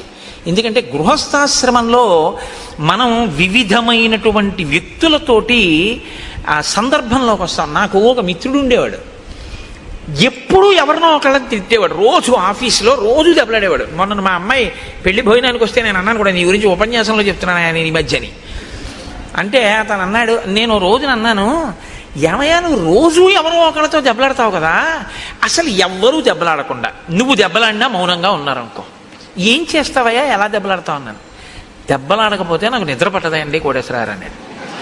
మరి దెబ్బలాడకపోతే ఎవ్వరూ దెబ్బలాడకుండా అందరూ మౌనంగా ఉన్నారు, నువ్వేమన్నా ఊరుకున్నారు, ఏం చేస్తావు అన్నాను. మా ఆవిడితో దెబ్బలాడతానన్నాడు. మీ ఆవిడ దెబ్బలాడకపోతే అన్నాను. మా ఆవిడితో ఎలా దెబ్బలాడాలో నాకు తెలుసు అన్నాడు. నేను తెల్లబోయాను, ఎలా దెబ్బలాడతావు అన్నాను. ఆవిడని ఎలా దెబ్బలాడగలవు నువ్వు ఆవిడితో అన్నాను. ఏముంది, ఇంటికి వెళ్ళి అడుగుతాను, ఉత్తరాలు ఏమైనా వచ్చాయా అని అడుగుతాను. వచ్చాయి అందనుకోండి. కన్యాదానం ఎందుకు చేశాడు మీ నాన్న? కన్యాదానం చేసి నాతో పంపడం ఎందుకు, రోజుకో ఉత్తరం రాయడం ఎందుకు, నీకేమో పుట్టింటి మీద వ్యామోహం కల్పించడం ఎందుకు, నిమిషానికోసారి నువ్వు పుట్టింటికి ఎడతాను అనిపించేటట్టుగా చేయడం ఎందుకు, ఎందుకు కాపాడి దానికి ఆ పుట్టింట్లోనే ఉంచుకోపోయాడా, ఎందుకు ఇచ్చినట్టు పిల్లలని చెప్పి అయిన దానికి కాని దానికి చెలరేగిపోతాను అలా మెట్ల మీద. ఆవిడ కోపం వచ్చేదో ఉంటుంది. నేనన్నాను, మరి ఉత్తరం రాయిపోతే అన్నాను. కన్యాదానం చేసేసాడుగా, ఇంకా ఏమైపోతే ఆయనకి ఎందుకు, ఓ క్షేమంగా ఉన్నావా ఏమిటని కూడా ఉత్తరం రాయడు. ఎంత గొప్ప నాన్నే మీ నాన్న అంటానన్నాడు. అయ్య బాబోయ్ నాయన నీతో చాలా కష్టం రా అన్నాడు. కాబట్టి అలా ఉన్నాడనుకోండి, మీరేం చేస్తారు దానికి? అప్పుడు రాముడు ఏం చేస్తాడంటే మౌనంగా ఉంటాడు అన్నారు మహర్షి. నోత్తరం ప్రతిపద్యతే, ఏమీ మాట్లాడ్డు, నిశ్శబ్దంగా ఉంటాడు. ఆయన నిశ్శబ్దంగా, నేను మాట్లాడను, జవాబు చెప్పను ఇప్పుడు, అంతే, అలా ఉంటాడు. కథంచిదుపకారేణ కృతే నైకేన తుష్యతి నస్మరత్యపకారాణం శతమప్యాత్మవర్తయ. కథంచిదుపకారేణ, కథంచి అంటే కావాలని చేసింది కాదు, అనుకోకుండా చేసిన ఉపకారం. అనుకోకుండా ఆయన వల్ల ఒక ఉపకారం జరిగింది, కావాలని చేద్దామని చేసిన ఉపకారం ఏం కాదది. కథంచిదుపకారేణ కృతే నైకేన తుష్యతి. అలాంటి ఉపకారం ఒక్కటైనా సరే ఎంతో సంతోషపడిపోతాట. గుర్తుపెట్టుకుని ఆయనండి నాకు ఈ ఉపకారం చేశారు, ఆయనండి నాకు ఈ ఉపకారం చేశారంటట. నిజంగా ఆయన ఏం కావాలని ఏం చేయలేదు. ఏదో రాముడు నేను ఓ దగ్గర కూర్చున్నాం అనుకోండి, రాముడు టికెట్ కొనుక్కుందామని ఎడుతున్నాడు, రాముడు పెట్టి నా పెట్టి పక్కన పెట్టాడు, నాకేం చెప్పలేదు, వెళ్ళిపోయాడు. ఈలోగా ఓ దొంగ అటుగా వచ్చాడు, ఆ పెట్టి పట్టుకెడదాం అనుకుని నా పెట్టి అనుకుని పట్టుకెళ్ళలేదు, పక్క వాళ్ళ పెట్టి పట్టుకుని వెళ్ళబోయాడు, పట్టుకున్నారు, కొట్టారు. కొడుతుంటే అసలు నేను ఆ పెట్టి జోలికి వెళ్దాం అనుకున్నాను, ఆ పెట్టి అటుకుపోతే పోయేది, ఆయన టికెట్ కోసం వెళ్ళాడు, ఆయన పెట్టి అనుకుని నేను ఎత్తుకుపోలేదన్నాడు. ఇప్పుడు రాముడు అనుకుంటాట, నేను ఆయనకి అప్పజెప్పపోయినా నా పెట్టె ఆయన పెట్టె పక్కన పెట్టడం వల్ల నా పెట్టె దొంగతనం కాకుండా రక్షింపబడింది. ఇప్పుడు నేనేమైనా రక్షించాను ఆయన పెట్టెని, ఆయన నాకు అప్పచెప్పాడా, నేను రక్షించానా? నేను రక్షించలేదు. ఆయన పెట్టె నా పెట్టె పక్కన పెట్టాడు, దొంగడు అనుకున్నాడు, 2 పెట్లు నావనుకుని. నీ చెయ్యాలని చెయ్యకపోయినా ఉపకారం నా వలన అనుకోకుండా ఒక ఉపకారం జరిగినంత మాత్రం చేత దాన్ని తలుచుకో మహానుభావుడు ఎంత ఉపకారం చేశాడో అని కృతజ్ఞతతో పొంగిపోతుంటట రాముడు. కథంచిదుపకారేణ కృతేనైకేన తుష్యతి నస్మరత్యపకారాణం శతమప్యాత్మవర్తయ. కావాలని 100 అపకారాలు చేశాడు వాడు, చిరునవ్వు నవ్వుతాడు అది గుర్తొచ్చినప్పుడు. ఇచ్చేవాడు పాన్లెద్దరూ తెలియనితనం, ఏం చేస్తాం అమాయకత్వం అంటే అంతే. అంతేకాని అది తలుచుకుని వ్యగ్రత పడిపోతాడు, ఎంత పని చేసేశాడని ఓ దాని మీద పీకేసుకుని ఆందోళన పడిపోట. మీరు చూడండి, రామాయణం విన్నంత తేలిక కాదు. కొందరి ఇళ్లల్లో ఒకసారి దయానంద సరస్వతి మహారాజ్ దగ్గరికి ఒక ఆవిడ వెళ్ళి ఓ మాట అడిగారు, మీరు భగవద్భక్తి కలిగినటువంటి వాళ్ళ వల్ల ప్రశాంతత ఉంటుందంటారు, మా అత్తగారు ప్రతిరోజు 2 గంటలు పూజ చేస్తుంది, మిగిలిన 22 గంటలు తిడుతూనే ఉంటుంది, మరి 2 గంటల పూజ వల్ల ఉపయోగం ఏమిటని అడిగింది ఆవిడ. అంటే దయానంద సరస్వతి అన్నారు, ఆ పూజ వల్ల నువ్వు 2 గంటలు ప్రశాంతంగా ఉండడమే అన్నారు. కాబట్టి శతమప్యాత్మవత్తయ, 100 తప్పులైనా సరే రాముడు పట్టించుకోట. ఆత్మవత్తయ, తాను ఆ స్థితిలో ఉంటాడు కాబట్టి అవతల వాళ్ళ అమాయకత్వాన్ని క్షమించేస్తాడు.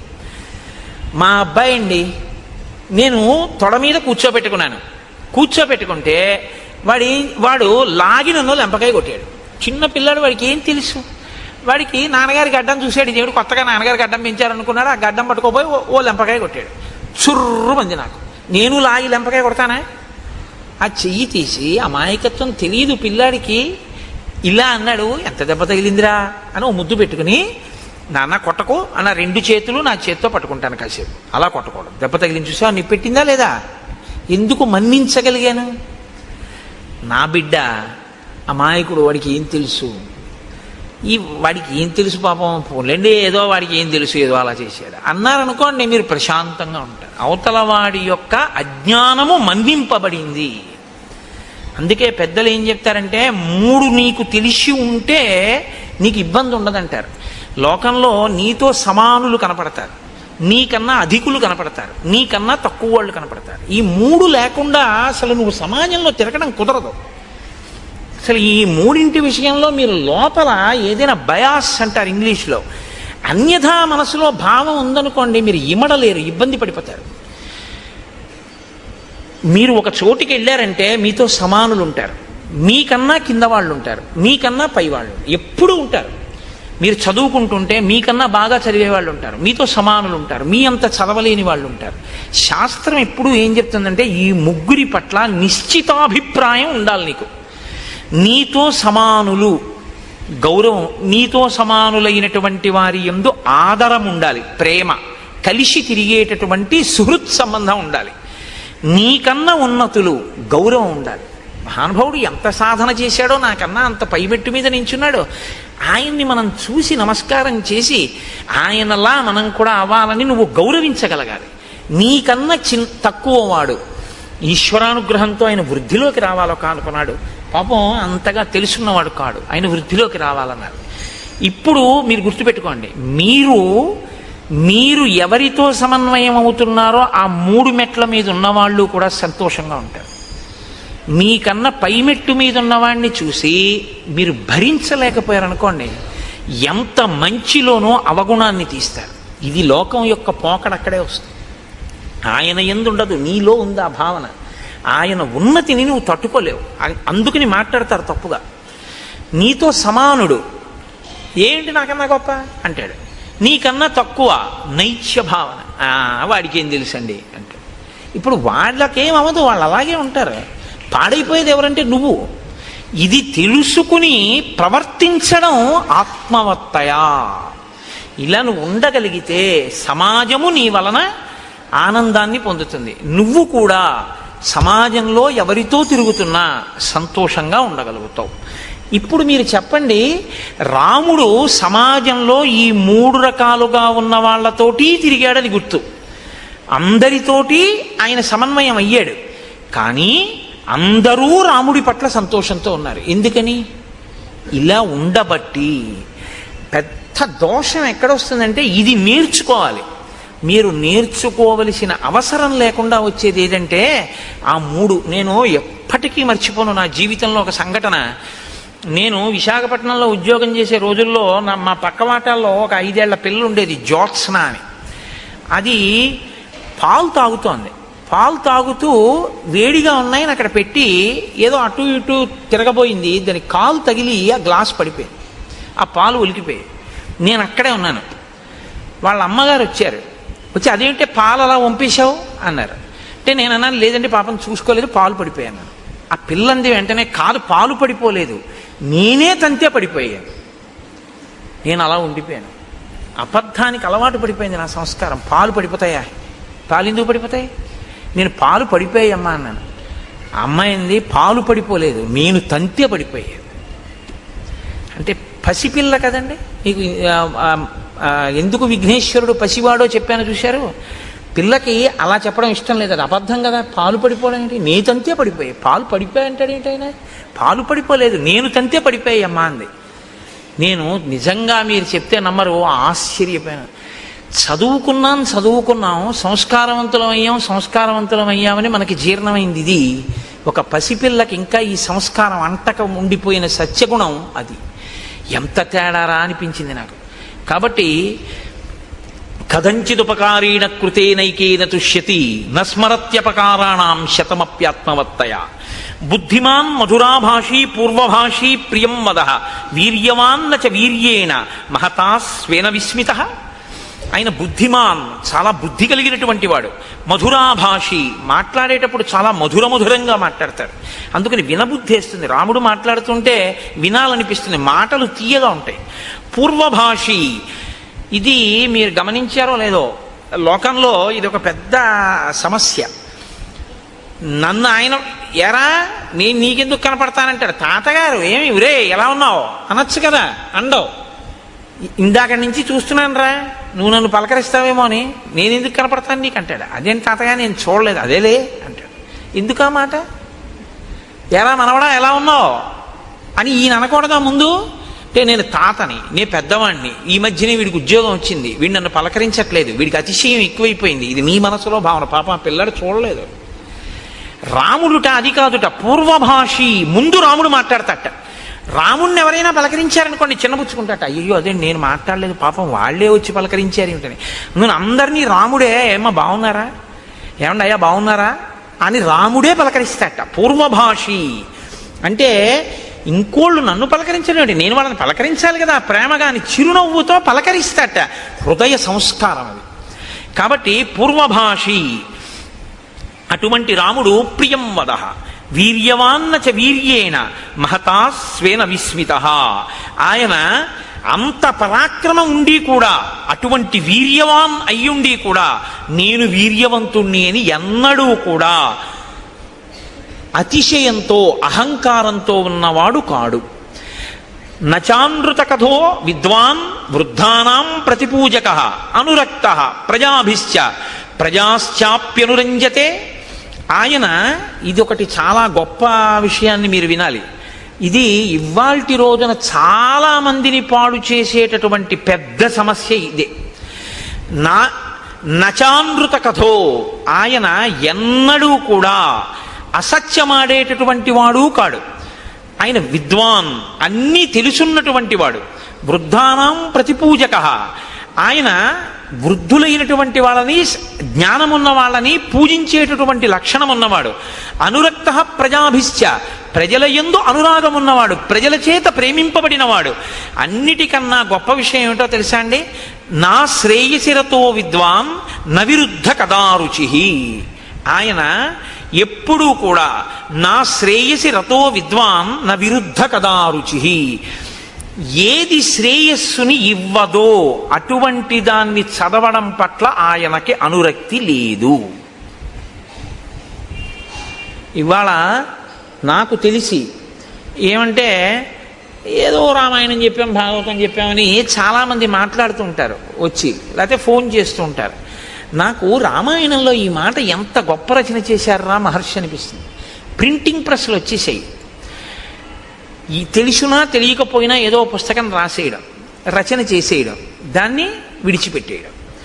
ఆ పుస్తకం ఏం చేసేస్తోందంటే, తెలిసి తెలియనితనంతో రాసినటువంటి పుస్తకం చాలామంది జీవితాలనే పాడు చేసేస్తాం. తెలిసి తెలియనటువంటి విషయంతో ఉన్నటువంటి పుస్తకాలు, కల్పిత కథలన్నీ కూడా ఏం చేస్తాయంటే మనసుకి ఉద్రేకాన్ని కల్పించేవై ఉంటాయి. అవి యథార్థములు కావు, కానీ ఉద్రేకాన్ని కల్పిస్తాయి, కాసేపు లేకపోతే ప్రసన్నత్వాన్ని కల్పిస్తాయి. అది ఏమైపోతుందంటే మనసు మెల్లిమెల్లిగా దానికి అలవాటు పడిపోతుంది. ఆ కల్పిత కథల్ని చదువుకుంటూ ఉండడం. నువ్వు చదువుకున్నటువంటి చదువు దేనికి పనికొస్తుందంటే, సత్యము కాని ఒక విషయాన్ని నువ్వు అదే పనిగా చదువుకుంటూ ఆ భ్రాంతిలో గడిపేయడానికి పనికొస్తుంది. ఏది సత్యమైన విషయమో అది చదువుకోవడానికి నీ చదువు పనికి రావాలి. రాముడు ఎప్పుడు చదివేవాడు కాదుట. అసత్యమైన విషయము అది నాకు శ్రేయస్సుని ఇవ్వదు, అది పనికొచ్చేది కాదు, నా ఉద్ధరణకి పనికిరాదు, రాముడు చదివేవాడు కాడు. పిల్లలకి పుస్తకాలు చదివే అలవాటు చేసేటప్పుడు ఏ పుస్తకాలు చదవాలో అలవాటు చేయాలి. అది చాలా అవసరం. తప్ప ఏదో బుక్ రీడింగ్ అని చెప్పి పనికిమాలిన పుస్తకాలన్నీ చదవడమే అలవాటు చేశారనుకోండి, ఉపయోగం ఏముంటుంది? నేను ఒక్క మాట అంటాను, మీరు నిజాయితీగా ఆలోచించండి. నేను ఎవరిని మనసు ఖేదపరచాలని నేను మాట్లాడటలేదు. మీరు ఇవాళ ఒక 5 రూపాయలు పెట్టి న్యూస్ పేపర్ కొంటే ఒక రోజంతా చదవచ్చు, అంత మెటీరియల్ ఉంటుంది అందులో ఎవరో ఒకళ్ళు ఎంతోమంది మాట్లాడిన ఉంటాయి. ఆ మాట్లాడిన మాటల్లో పనికొచ్చేది, మీ జీవితానికి ఆదర్శవంతంగా తీసుకోవలసిన మాట అన్నవి ఎన్ని కనపడుతుంటాయి. ఎంత పొల్లుంటుంది, ఎన్ని పనికొచ్చే మాటలు అందులో ఉంటాయి. కానీ మనం న్యూస్ పేపర్ చదవద్దని నేను అన్నాను, న్యూస్ పేపరే జీవితంగా బతుకుతాం. సంధ్యావందనం చేయడం ముఖ్యమా, న్యూస్ పేపర్ చదవడం ముఖ్యమా అంటే, ఒక్కసారి పేపర్ చూస్తానంటాడు. ఒక్కసారి పేపర్ చూస్తానది ఇలా పట్టుకున్నవాడు పేపర్ అంతా అయ్యాక 9ంటికి సంధ్యావందనానికి వెళ్తాడు. 9ంటికి సంధ్యావందనానికి వెళ్ళే లోపల నీ మనసు ఏమైపోతుందంటే, ఇందులో ఉన్న విషయాలు చదివి నీ పక్షపాతాలకి అనుగుణంగా అది ఉద్వేగం చెందుతుంది. ఆ ఉద్వేగంలో నీ మనసు ధ్యానమునందు కుదురుకోదు. నువ్వు చేసిందే ఉంది అంటే, ఏది ముందు చెయ్యాలో ఏది వెనక చెయ్యాలో తెలియకపోవడం, ఏది శ్రేయస్సునిస్తుందో అది ఎక్కువ చదవకపోవడం, ఏది శ్రేయస్సుని ఇవ్వదో దాన్ని చాలా శ్రద్ధగా ఎక్కువసేపు చదవడం. ఏమిటి నువ్వు దానివల్ల నువ్వు పొందుతున్నది ఏమి అన్నావు అనుకోండి, మీకు ఉపకారం ఏమి ఉండదు దానివల్ల, ఏమీ ఉండదు ఉపకారం. వాడు వీడిని అన్నాడు, వీడు వాడిని అన్నాడు, వాడు వీడిని అన్నాడని వీడు వాడిని అన్నాడని మీరు మళ్ళీ కాఫీ తాగి చెప్పుకోవాలంతే. ఏమిటి ప్రయోజనం? ఏమీ ఉండదు. రామాయణంలో రాముడు ఏమన్నాడో చదివావా? ఎప్పుడు చదవడం, ఎప్పుడు టైం ఏదండి అంటాడు. రామాయణం అయోధ్యకాండ చదివారు ఏంటంటే ఎప్పుడన్నా 2-3 సర్గలు అన్నారు అనుకోండి, అబ్బే అంత టైం ఎక్కడ ఉంటుందండి నాకంటే. న్యూస్ పేపర్ చదివావా అని అడిగాను అనుకోండి, అసలు న్యూస్ పేపర్ చదవకపోతే నాకు ఆ రోజులా ఉండదండి అంటాడు. అనురక్తి అది పెంచుకోవద్దు. శ్రేయస్సునిచ్చే వాటి మీద నీవు ఎక్కువ సమయాన్ని వెచ్చించడం నేర్చుకో. ఇది మనకి తెలిస్తే యథార్థంగా 42 రోజులు అయ్యేటప్పటికీ ఇది అనుష్ఠానంలోకి వచ్చిందని గుర్తు ఏమిటంటే, రామకోటి రాసేటటువంటి పుస్తకాలు హరిప్రసాద్ గారు ముద్రణ చేసినవి సరిపోకుండా ఉండాలి కదా. సమయం సద్వినియోగం అవుతోంది. నిజంగా రామాయణం విని మార్పు వచ్చిందని గుర్తు ఏమిటంటే, న్యూస్ పేపర్ గంట చదివేది 20 నిమిషాలకి తగ్గించి 40 నిమిషాలు రామకోటికి ఇచ్చేస్తున్నాడని మొదలెట్టారనుకోండి. 40 నిమిషాలు రామకోటి రాసేయడం మొదలు పెడితే హరిప్రసాద్ గారు మళ్ళీ ద్వితీయ ముద్రణకి వెళ్ళాలి ఆ పుస్తకాల కోసం కదా. రామకోటికి పుస్తకాలు రాయబడలేదండి, పుస్తకాలు ఉండిపోయాయి అన్నారనుకోండి, హరిప్రసాద్ గారు కాదు బాధపడవలసింది. సనాతన ధర్మం యొక్క స్థితి ఇలా ఉందన్నమాట. ఇంకా రామాయణం లోకంలోకి జీర్ణం అవ్వట్లేదన్నమాట. ఎక్కడో లోపం ఉంది, ఇంకా కలిపురుష లక్షణం ఉందని మనం బాధపడవలసి ఉంటుంది. అవునా? నన్ను సహృదయంతో అర్థం చేసుకోండి. కాబట్టి ఇది రామచంద్రమూర్తి యొక్క స్థితి. కాబట్టి ఇటువంటి మహానుభావుడు. అన్నిటికన్నా అద్భుతమైన విషయం అండి రామాయణంలో, నేను అందుకే మీతో మనవి చేసేది, అయోధ్యకాండలో ప్రతి శ్లోకం మన జీవితానికి అన్వయం అవుతుంది, గృహస్థాశ్రమానికి అన్వయం అవుతుంది, మనని దిద్దుబాటు చేస్తుంది. ఇలా దిద్దుకో నేర్పుతుంది. రాముట్ట ధర్మ కామార్థ తత్వజ్ఞ స్మృతిమాన్ ప్రతిభానవాన్ లౌకికే సమయాచారే కృతకల్పో విశారద. ఆయనకి ధర్మము గురించి, కామము గురించి, అర్థము గురించి బాగా తెలుసు. అసలు పెళ్లి చేస్తే ధర్మేచ అర్థేచ కామేచ నాతి చరామి అంటాడు. ఈమెను నేను అతిక్రమించను ధర్మమునందు, అర్థమునందు, కామమునందు. మిమ్మల్ని నేను మాట అడుగుతాను, చెప్పండి, ఈ 3 ఈశలు నిజానికి. ఎందుకంటే మోక్షం పక్కన పెట్టేయండి, చతుర్విధ పురుషార్థాల్లో ధర్మం, అర్థం, కామం. ఇందులో ధర్మం సరే పక్కన పెట్టండి, అర్థము, కామము. అర్థం అంటే డబ్బే కదండి, అందాక అనుకోండి. పోని ధనేష, అది 3 ఈశలలో ఒక ఈశ. అది అంటే మనిషిని పాడు చేసేది. అది జన్మాంతరం వాసన కింద తరుగుతుంది మనిషిని. అటువంటిది ధనేష. ధనేష, దారేష, పుత్రేష, ఈ 3ను. ఇవి మనసుని వదలవు జాగ్రత్త. అంటే ఏమిటో తెలుసా అండి, మనసుని వదలవన్న మాట ఎందుకంటారో తెలుసా? ఇది ఏం చేస్తుందంటే, మీ మనసుని మీరు దేని యందు పెట్టారో దాన్నే స్మరిస్తుంది. అది అంత్యకాలమునందు శరీరంలోంచి మనసు వెళ్ళిపోయేటప్పుడు ప్రాణోత్క్రమణం అంటారు. చనిపోవడం అంటే ఏమిటో భాగవతంలో చెప్తారు. మనసు ఏం చేస్తుందంటే, ఆఖరణ ఇంద్రియాల్లో ఉన్న శక్తులన్నింటినీ సర్దేసుకుంటుంది గబగబా. అంటే కంట్లో ఉన్నటువంటి చూడగలిగిన శక్తిని వెనక్కి లాగేసి తనతో అంటించుకుంటుంది, చెవికి వినగలిగిన శక్తిని వెనక్కి తీసి తనతో పట్టుకుంటుంది, స్పర్శేంద్రియానికి చర్మానికి ముట్టుకుంటే తెలిసే శక్తిని వెనక్కి లాగేసి పట్టుకుంటుంది. పట్టుకుని ఇప్పుడు ఈ మనసు ఏం చేస్తుందంటే ప్రాణోత్క్రమణంతో, అంటే ప్రాణము ఆఖరి శ్వాస ఎట్నుంచి నిర్గమించిందో, ఏ కన్నంలోంచి బయటికి వెళ్ళిపోయిందో అట్నుంచి బయటికి పారిపోతుంది. అది కూడా వెళ్ళిపోయి ఇదే మనస్సు మీరు చిట్ట చివర దేన్ని స్మరించారో అది తీర్పు. పరమేశ్వరుడికి పునర్జన్మ యందు అధికారము లేదు. బాగా గుర్తుపెట్టుకోండి మీరు ఈ విషయాన్ని, బాగా బాగా జ్ఞాపకం చేసుకోండి. మనిషి జీవితంలో గుర్తుపెట్టుకోవలసింది పునర్జన్మ యందు ఈశ్వరునకు అధికారము లేదు, ఈశ్వరుడు ఇవ్వలేడు. మళ్ళీ నన్ను మనిషిగా పుట్టించు, ఈశ్వరుడు పుట్టించలేడు, ఇవ్వలేడు ఈశ్వరుడు. ఎందుకో తెలుసా అండి, అది మీకు వదిలిపెట్టేశాడు మనిషికి. నీ పునర్జన్మ నీ చేతిలోనే ఉంచాను, మళ్ళీ పుడతావో మళ్ళీ పుట్టవో ఎటు పోతావో నీ ఇష్టం, నీకు వదిలేశాను. ఎలా వదిలేడో తెలుసా, మనసుకి స్మరణ ఉంటుంది, అందుకే స్మరహ అంటారు. ఎప్పుడు తలుచుకుంటుంది. దేన్ని తలుచుకోవడానికి అది అలవాటు పడిపోయిందో అది ఊపిరి మీద ఆధారపడుతుంది. ఆఖరణ అది దేన్ని స్మరించిందో దాన్ని బట్టి పునర్జన్మిస్తాడు ఆయన. నా మనసు ఎప్పుడూ డబ్బుని స్మరించిందనుకోండి, అర్ధేశ హీనోపాధుల్లోకి వెళ్ళిపోతాడు. తేళ్లు, జర్రిలు, పాములు ఇలాంటి వాటిలోకి వెడతాడు.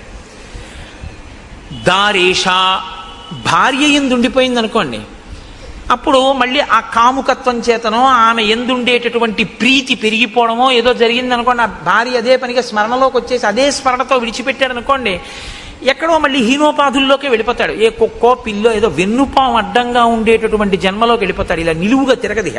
మనిషికే అడ్డంగా పుట్టి నిలువుగా తిరుగుతుంది, మిగిలిన వాటికి అడ్డంగా పుట్టి అడ్డంగానే ఉంటుంది. అలాగే పెడతాడు. ఇప్పుడు స్మరణం ఈశ్వరుడు చూస్తాడు. ఆఖరి స్మరణ ఏది చేశాడు చూస్తాడు ఆయన. ఈశ్వరుణ్ణి స్మరించింది మనస్సు, మోక్షం ఇచ్చేస్తాడు. ఈశ్వరుణ్ణి స్మరించడం అంటే ఆఖరణ స్మరిస్తానండి, ఇప్పుడు ఎందుకు ఇవన్నీ అన్నారు అనుకోండి. అలవాటు చేసింది ఏదో అది స్మరిస్తుంది, అంతేగాని అప్పుడు స్మరించడానికి ఏం ఓపిక ఉండదు. ఇంకా అప్పుడు మనసు ఏం చేస్తుందంటే నిర్గమిస్తుంది. నిర్గమించడం అంటే గుర్తుపెట్టుకోండి, కళ్ళల్లోంచి, ముక్కుల కన్నాల్లోంచి, చెవుల్లోంచి, నోట్లోంచి, రోమకూపములు కొన్ని లక్షల్లోంచి కూడా నిర్గమిస్తుంది. అంటే వెంట్రుకలు పుట్టిన కన్నాలు ఉంటాయి, అవి కన్నాలే, లేకపోతే చెమట బయటికి ఎలా వస్తుంది లోపల నుంచి.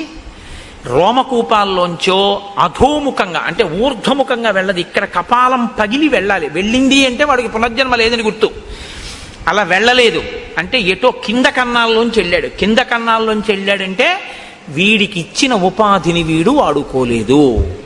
దీంతో ఏది చేరాలో అందుకు వాడు ఉపయోగించలేదు కాబట్టి అయిన వాళ్ళందరూ ఏం చేస్తారో తెలుసా అండి, దిక్కుమాలాడు, వీడి బతుకేమిటో తెలుసా, అన్నీ తెలుసున్నవాడికి అమావాస్య మరణం, ఏమీ తెలియని వాడికి ఏకాదశి మరణం అని అందుకే వచ్చింది సామెత. వీడి పుర్రె పగల్లా ప్రాణం పోయినప్పుడు, కాబట్టి వీడి పుర్రె పగిలిపోయే వరకు కాల్చేస్తాం. టప్పని చప్పుడు వస్తుంది, కపాల మోక్షం అయిందన్నప్పుడు వెళ్తారు. నువ్వు ఎలాగో పగలగొట్టుకోలేదు, మేమే పగలగొట్టాం పో అని. ఈ స్థితిని నువ్వు పొందకుండా ఉండాలంటే నీ మనసుని సాధన చేత తిప్పాలి. సమస్త కర్మల యొక్క అంతిమ ప్రయోజనం మనసుని శుద్ధి చెయ్యడమే. మనసు సంస్కరించబడకపోతే అర్ధేశ, కామేశ, అర్ధేశ, పుత్రేశ, తర్వాత భార్యేశ ఇలా ఉండిపోయింది అనుకోండి, ఈ ఈశలు పునర్జన్మకి కారణం అవుతాయి. ఇది మనం ఒప్పుకుంటాం కాబట్టే బొట్టు పెట్టుకుంటాం. సనాతన ధర్మం అంటే ఉపన్యాసాలు చెప్పడం కాదు, సనాతన ధర్మం అంటే బొట్టెట్టుకోవడం. బొట్టు పెట్టుకున్నాడంటే గుర్తు ఏమిటంటే పునర్జన్మను ఒప్పుకున్నాడని గుర్తు. బొట్టు పెట్టుకోలేదంటే వాడికి పునర్జన్మ సిద్ధాంతం మీద నమ్మకం లేదని గుర్తు. వాడు వేద ప్రమాణాన్ని ఒప్పుకోలేదని వాడు బొట్టు పెట్టుకోరు. మనం బొట్టు ఎందుకు పెట్టుకుంటామంటే మేము పునర్జన్మ సిద్ధాంతాన్ని, కర్మ సిద్ధాంతాన్ని మేము అంగీకరిస్తున్నాం. ఇది బొట్టు పెట్టుకోవడంలో సూచిస్తుంది, అందుకని బొట్టు పెట్టుకుంటారు. సనాతన ధర్మంలో బొట్టు లేకుండా బయటికి రారు ఎవరు. కనుక రాముడి విషయంలో ఏమైందంటే 3 బాగా అర్థం చేసుకున్నాడు అంటున్నారు మహర్షి. బాగా అర్థం చేసుకోవడం అంటే ఏమిటండి అంటే ఏమి లేదు, మీరు బాగా అర్థం చేసుకోవడం అంటే ఈ కామాన్ని పట్టుకెళ్ళి ధర్మంతో ముడేసేయి, అర్థాన్ని పట్టుకెళ్ళి ధర్మంతో ముడేసేయి. అర్థము కామము అనే రెండు పరిగెత్తిపోయి పక్కన నీవి కాని పొలాల్లో పడి మేసే అలవాటు ఉన్నటువంటి ఇది మన దున్నపోతులు అంటారే, అటువంటి స్థితి కలిగినటువంటివి. ఎందుకంటే తమకంబొప్ప పరాంగనాజనుల పరద్రవ్యంబులన్ ముచ్చిలింగ మహోద్యోగము చేయునెమ్మనము దానిం బట్టి వైరాగ్య పాశంబులను కట్టి బిగించి నీ చరణ స్తంభమునైన్ కట్టి వేయిచి ముదంబెన్నడు కలగజేయ కలబో శ్రీకాళహస్తీశ్వర అంటాడు ధూర్జటి. అర్థము కామము రెండింటికి ధర్మం అనేటటువంటి ఇనప కంచె వెయ్యాలి. ఇప్పుడు ఇది ఈ ఇనప కంచె లోపల ఉంటుంది. పశువుకి లక్షణం ఏంటంటే అది పక్క పొలంలో పోతుంది, దానికి అది అలవాటు పక్క పొలంలోకి పోయి తింటుంది. అది ఆ పక్క పొలం వాడు బడితి పెట్టి కొడతాడు, లేకపోతే బంధువుల దొడ్లో పెట్టేస్తాడు, అప్పుడు వెళ్ళి తెచ్చుకోవాలి యజమాని. అలా కాకుండా ఉండాలంటే మీరు ఇనప కంచె వేశారనుకోండి, అది పక్క పొలంలోకి ఇలా చూస్తుంది. ఆ గడ్డి తినడానికి ఎలా అయినా వెడదామని ఆ కంచె మించి దాటడం దానికి ఇంక రాదు. కాబట్టి దానికి మనసున్నా ఇటే ఉంటుంది. ఇది కొన్నాళ్ళకి ఏం అలవాటు అయిపోతుందంటే ఆ లోపల ఉండడం దానికి అలవాటు, ఆ లోపలే తినడం అలవాటు. ధర్మమన్న కంచె కట్టుకుని అర్ధకామములను అనుభవించు. సంపాదించడం ధర్మబద్ధం, వ్యయం ధర్మబద్ధం, కోరుకోవడం ధర్మబద్ధం, కోరికను అనుభవించడం ధర్మబద్ధం. తప్ప ధర్మాన్ని అతిక్రమించి నువ్వు కోరిక తీర్చుకున్నావా ఇబ్బందే. ధర్మబద్ధము కాని కోరిక కోరుకున్నావా ఇబ్బందే. ధర్మబద్ధము కాని కోరిక పుట్టేటట్లు చెయ్యగలిగినవి నువ్వు చూడడం మొదలుపెట్టావా ప్రమాదమే. నీకు శ్రేయస్సుని ఇవ్వనిది చదువుతున్నావు, నీకు శ్రేయస్సుని ఇవ్వనిది నువ్వు చూస్తున్నావు. ఇప్పుడు అటువంటివి చూసి అటువంటివి విని నువ్వు ప్రమాదంలోకి వెళ్ళిపోతే, కాబట్టి చూడకు వినకు అటువంటివి. ఇది అయోధ్యకాండ అంటే. నువ్వు కట్టుపడు, ధర్మమునకు ముడివేయి అర్థాన్ని కామాన్ని. ధర్మానికి అర్థాన్ని కామాన్ని ముడేస్తే నాలుగోది వచ్చేస్తుంది, మోక్షం వచ్చేస్తుంది. ఇది ఎంత తేలిగ్గా ఉంటుందంటేనండి చెప్పడానికి, ఒక 8 అడుగుల కర్ర తీసుకొచ్చి మీరు సమాన భాగములుగా నరుకుడు అని నేను అన్నాను అనుకోండి. ఇప్పుడు 8 అడుగుల కర్ర కాబట్టి సమాన భాగములుగా చెయ్యాలంటే నేను ఎన్ని ముక్కలు చేయాలి? ఎన్నమ్మా? 4 ముక్కలు. ఒక్కొక్క ముక్క ఎన్ని అడుగులు ఉండాలి? 2 అడుగులు. 4 2 8 కదా. ఇప్పుడు 8 అడుగుల కర్ర నాకు ఇచ్చారు మీరు. ఆ కర్ర తీసుకొచ్చి అక్కడ పెట్టి 2 అడుగులు చూసి అక్కడికి కత్తి పెట్టి నరికాను, ఓ ముక్క వచ్చేసింది. ఇప్పుడు మళ్ళీ 6 అడుగుల ముక్క ఉందిగా, మళ్ళీ ఇలా పెట్టి మళ్ళీ ఇంకో 2 అడుగుల ముక్క నరికాను, ఇంకో 2 అడుగుల ముక్క వచ్చింది. ఇంకెన్ని ముక్కలు మిగిలాయి? ఇంకెంత ముక్క మిగిలింది? 4 అడుగుల ముక్క. ఇప్పుడు 4 అడుగుల ముక్క అక్కడ పెట్టి 2 అడుగుల దగ్గర మళ్ళీ నరికాను. ఎన్ని ముక్కలు వచ్చాయి? 2 అడుగుల ముక్కలు 2 వచ్చాయి. 8 అడుగుల ముక్కని 2 అడుగుల సమాన భాగములు 4 చేయడానికి ఎన్ని మాటలు నరికాను? 3 మాటలే. 3 మాటలు నరికితే 4వ ముక్క వచ్చేసిందా లేదా? 2 అడుగుల ముక్క. ధర్మబద్ధమైన అర్థము, ధర్మబద్ధమైన కామము మోక్షాన్ని ఇచ్చేస్తాయి. తప్ప మోక్షమును సాధించడం అని ఇంకా వేరే ఏం ఉండదు. మోక్షము అంటే ధర్మబద్ధమైన అర్ధకామములను తెలిసి ఉండుట, అలా జీవించుట, అదే మోక్షమునకు హేతువు. ఇది రాముడికి తెలుసు. కాబట్టి ఇప్పుడు ఏది ప్రధానంగా తెలిసి ఉండాలంటే ధర్మం తెలిసి ఉండాలి. తెలిసి ఉంటే ధర్మానికి అర్ధకామములు ముడివేయాలి. రాముడు ఎలా వేశాడో నువ్వు చూస్తే నువ్వు అలా వేయాలి. కాబట్టి అయోధ్యకాండ అంత గొప్పది. కాబట్టి అయోధ్యకాండ అంటే గృహస్థాశ్రమానికి పనికొచ్చేటటువంటి ఎన్ని విషయాల్లో ఆవిష్కరిస్తుందండి. అలా మీరు ఏ శ్లోకం పట్టుకున్నా అంతే, అందులోంచి ఎన్ని రహస్యాలు చెప్తున్నా. వేదోప బ్రహ్మణం అది. ఏ శ్లోకాన్ని మీరు చదవండి, అందులోంచి మీరు ఒక కొత్త విషయాన్ని తెలుసుకుంటుంటారు. ఓ ఇదన్నమాట విషయం, నేను ఇలా దిద్దుకోవాలన్నమాట అని తెలుస్తూ ఉంటుంది. కాబట్టి ఇటువంటి రాముడు ఇటువంటి గుణములు కలిగిన వాడు. పైకి ఎలా కనపడుతుంది? రాముడు ఇన్ని గుణములు కలిగిన వాడని ప్రజలు కీర్తిస్తున్నారు. ఇప్పుడు దశరథ మహారాజు గారు అనుకున్నారట, అధరాజ్ఞో బభూవైవం వృద్ధస్య చిరజీవినః ప్రీతిరేషా కథం రామో రాజస్యాన్మయి జీవతి. నేను చాలా కాలం బ్రతికాను, పెద్దవాడిని అయిపోయాను, వృద్ధుణ్ణి అయిపోయాను, 60,000 సంవత్సరముల వయస్సు వచ్చింది. ఇంతకాలం బిడ్డలు లేరని బాధ, ఇప్పుడు బిడ్డలు పుట్టిన తర్వాత గుణవంతులయ్యారని సంతోషం. ఇప్పుడేం కోరిక వచ్చింది కొత్తగా? నేను బతికుండగా రాముడు రాజవడం చూస్తే బాగున్నాం. తర్వాత కోరిక ఏమిటి వచ్చింది దశరథ మహారాజు గారికి? రాముడు రాజై పరిపాలన చెయ్యడం చూసి స్వర్గానికి వెళ్ళిపోతే బాగుండు, ఇప్పుడు ఈ కోరిక పుట్టింది అని ఆయన అనుకుంటున్నాడు. వృద్ధికామోహి లోకస్య సర్వభూతానుకంపన మత్త ప్రియతరో లోకే పర్జన్య ఇవ వృష్టిమాన్.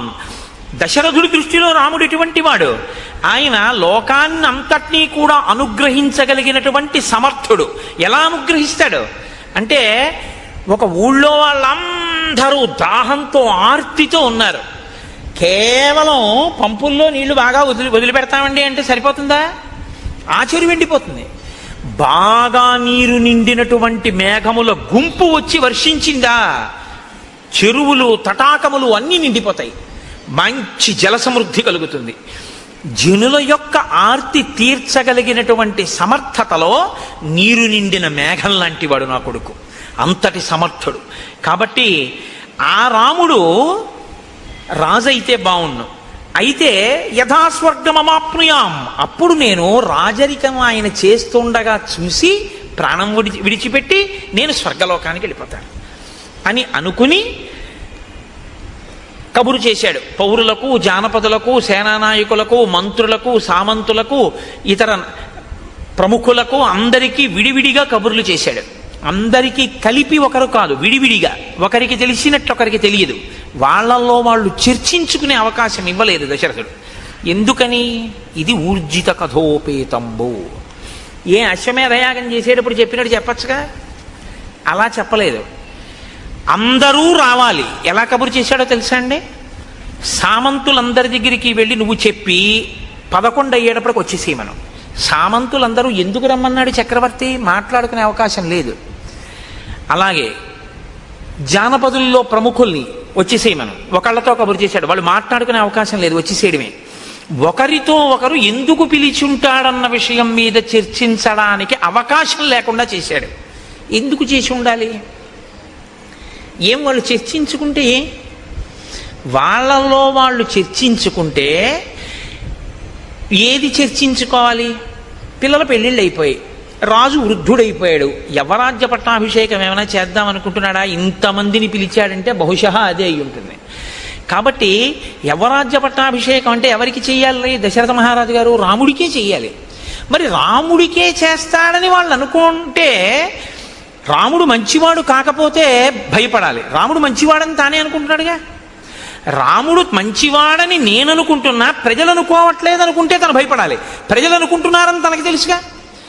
కాబట్టి ప్రజలు అతను రాజవడం కాదనరు, తనకి రాముడు రాజవడం ఏమీ వ్యతిరేకం కాదు.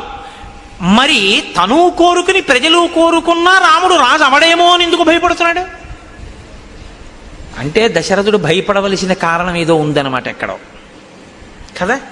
ఇది ఊర్జిత కథోపేతంబు. ఇది మీరు పట్టుకోవలసి ఉంటుంది. అంటే ఏదో దాచాడు దశరథ మహారాజు గారు, అది మనకి తెలియదు, తెలుస్తుంది. ఎక్కడో ఏదో దాచాడు, భయపడుతున్నాడు. ఇది దృష్టిలో పెట్టుకునే భరతుడు మేనమామ గారి ఇంటికి వెళ్ళడాన్ని కూడా దూరదృష్టితో అంగీకరించాడు. ఇప్పుడు వచ్చినటువంటి వాళ్ళందరినీ కూర్చోపెట్టి వేరొక వైపు నుంచి నరుక్కొచ్చి మాట్లాడుతున్నాడు. ఎంత గొప్పగా తను మనసులో ఒక నిర్ణయానికి వచ్చాడు దశరథుడు. తను నిర్ణయానికి రావడానికి కారణం ఆ నిర్ణయం చెయ్యవలసిన పరిస్థితి కాదు, ఆ నిర్ణయం తను బతికుండగా చేసి అమలు చెయ్యగలనో చెయ్యలేనో అన్న భయం చేత చేస్తున్నాడు. ఇది భయం అన్నది ఉంది అంటే దాని వెనక ఏదో చెయ్యకూడనిది ఒకటి చేసేసినటువంటి విషయం ఉంది. చెయ్యకూడనిది ఏదో ఒకటి ఇంతకుముందు చేసినది ఇప్పుడు చెయ్యవలసినటువంటి ధర్మానికి అడ్డుగా వస్తోంది. ఇప్పుడు ఈ అడ్డుగా వస్తున్నది 10 మందికి చెప్పలేనిది. 10 మందికి చెప్పలేని దాని నుంచి తప్పించుకొని చెయ్యవలసింది చేసేయాలనుకుంటున్నాడంటే తను భయపడుతున్నాడు. ఏమిటి ఆ విషయం? అది బయట తనెలా పడతాడు? పడడం. అందుని పడకుండా మాట్లాడాలి. ఇప్పుడు సభలో ఎంత అందంగా మాట్లాడుతున్నాడో చూడండి.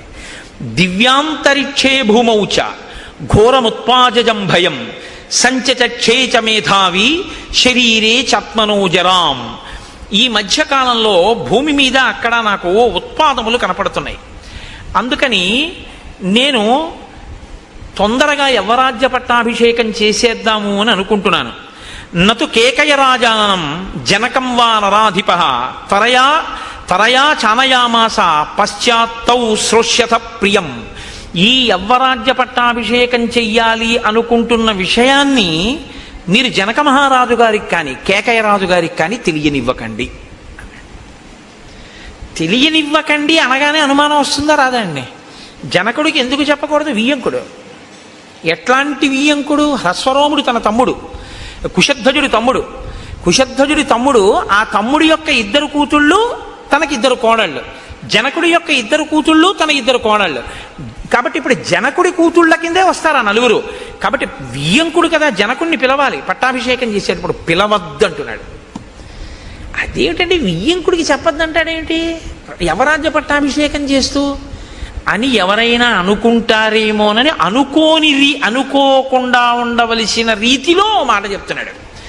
జనక మహారాజు గారికి చెప్పకండి, కేకయరాజు గారికి చెప్పకండి, వాళ్ళిద్దరికీ తెలియక్కర్లేదన్నాడు. అంటే ఈ ఇద్దరే వద్దనడానికి ఏదో కారణం ఉందన్నమాట. ఈ ఇద్దరిని ఎందుకు వద్దంటున్నాడు అన్నది తర్వాత తెలుస్తుంది మనకి. ఊర్జిత కథోపేతంబు కదండి, తెలిసినా నేను చెప్పేయకూడదు, అలా చెప్పకుండా ఉండాలి కాసేపు గుంభనంగా. కాబట్టి వీళ్ళిద్దరికీ తెలియనివ్వకండి. అంటే మిగిలిన వాళ్ళు తెలివి తక్కువ వాళ్ళు ఏంటి, ఏమంటే వాళ్ళిద్దరికి ఎందుకండి చెప్పొద్దన్నాడు అంటారు. కార్యం తొందరగా పూర్తి చేయాలి. వాళ్ళు చాలా దూరంలో ఉన్నారు, వెళ్ళి చెప్పి తీసుకొచ్చేంత సమయం లేదు. అందుకని మీరేం చేస్తారంటే ఇప్పుడు వెళ్ళి చెప్పాలనుకోకండి, చేసేది మంచి పని కాబట్టి తెలుసుకుని వాళ్ళు సంతోషిస్తారని. ఇప్పుడు మీరు ఆలోచించే అవకాశం లేకుండా ఆపాడు. అంటే దశరథుడు అమాయకుడు ఏం కాడు, చాలా తెలివైనవాడు కదండి. చాలా ఆలోచించాడనమాట, ఎన్నో రాత్రులు ఆలోచించాడు. ఆలోచించి మిగిలిన వాళ్ళతో మాత్రం నేను ఈ విషయం మాట్లాడాలన్నాడు అని పౌరులని, జానపదులని, సామంతుల్ని అందరినీ కూర్చోపెట్టి అన్నాడు, ఇదం శరీరం కృత్స్నస్య లోకస్య చరతాహితం పాండురస్యాతపత్రస్య ఛాయాయాం జిరితం మయా. చాలా గొప్ప మాట అండి. నాకు రామాయణం అయోధ్యకాండలో చాలా ఇష్టమైన శ్లోకాల్లో ఇదొకటి. ఎంత అందంగా మాట్లాడాడంటే సభ యొక్క సానుభూతిని పొందే రీతిలో మాట్లాడాడు. ఈ తెల్ల గొడుగు కింద కూర్చుని నేను చాలా కాలంగా పరిపాలన చేస్తున్నానన్నాడు. రాజు రంగుల గొడుగుల కింద కూర్చోకూడదు, తెల్ల గొడుగు కిందే కూర్చోవాలి. ఇప్పుడు రేపు పాదుకా పట్టాభిషేకం చేసామనుకోండి, రంగు గొడుగు పెట్టకూడదు, తెల్ల గొడుగే పెట్టాలి. తెల్ల గొడుగు లేదనుకోండి చేయించేయాలి ఈలోగా. కాబట్టి తెల్లటి గొడుగు కింద కూర్చున్నాను నేను. ఎన్నేళ్ళు? కొన్ని వేల ఏళ్ళు కూర్చున్నాను. కొన్ని వేల ఏళ్ళు కూర్చోవడంలో నాకు తెలియలేదు సుమా అన్నాడంటే రాజ్యాన్ని పరిపాలిస్తున్నటువంటి ఆనందంలో, ఈ భోగాల్లో ఈ శరీరం ముసలదైపోయిందన్నాడు. తెల్లగొడుగు కింద ఈ శరీరం జర్జరీభూతం అయిపోయింది. అంటే తెలియకుండా భోగాల్లోనే జర్జరీభూతం అయిపోయింది. అది ముసలితనానికి వెళ్ళిపోతే ప్రాప్య వర్ష సహస్రాణి బహన్యాయూంషి జీవిత జీర్ణాస్యాస్య శరీరస్య విశ్రాంతిమభిరోచయే. ఈ జీర్ణమైపోయిన శరీరం ఇంకా పరిపాలన చెయ్యమంటే చెయ్యలేకపోతోంది. అందుకని ఇది కొంత విశ్రాంతిని కోరుకుంటోంది. నేను నా పూర్వీకులు కూడా ధర్మాన్ని పట్టుకుని కొన్ని వేల సంవత్సరాలుగా ఇక్ష్వాకు వంశం ఈ రాజ్యాన్ని ప్రజలని కన్నబిడ్డలలా పరిపాలిస్తోంది. నా పూర్వీకులు ఏ ధర్మం పట్టుకున్నారో నేను కూడా అదే ధర్మాన్ని పట్టుకున్నాను. మిమ్మల్ని కన్నబిడ్డల్లా పరిపాలించాను. నా ఓపికన్నన్నాళ్ళు పరిపాలించాను. ఇక నాకు పరిపాలించడానికి ఓపిక లేదు, విశ్రాంతిని పొందాలి. అనురూప సవైనాథో లక్ష్మీవాన్ లక్ష్మణగ్రజ త్రైలోక్యమపి నాథేన ఏనస్యాన్ అధవత్తరం. 3 లోకములను పరిపాలించగలిగినటువంటి దక్షుడైనటువంటి రాముడు నా కుమారుడు. కాబట్టి ప్రజలకు హితకరమైనటువంటి రీతిలో పరిపాలన చెయ్యగలిగిన వాడు. కాబట్టి రాముడికి యవ్వరాజ్య పట్టాభిషేకం చెయ్యాలనుకుంటున్నాను. ఎవరో ఒక్కడే ఆలోచించి తీసుకున్నటువంటి నిర్ణయం అంత గొప్పగా ఉండదు.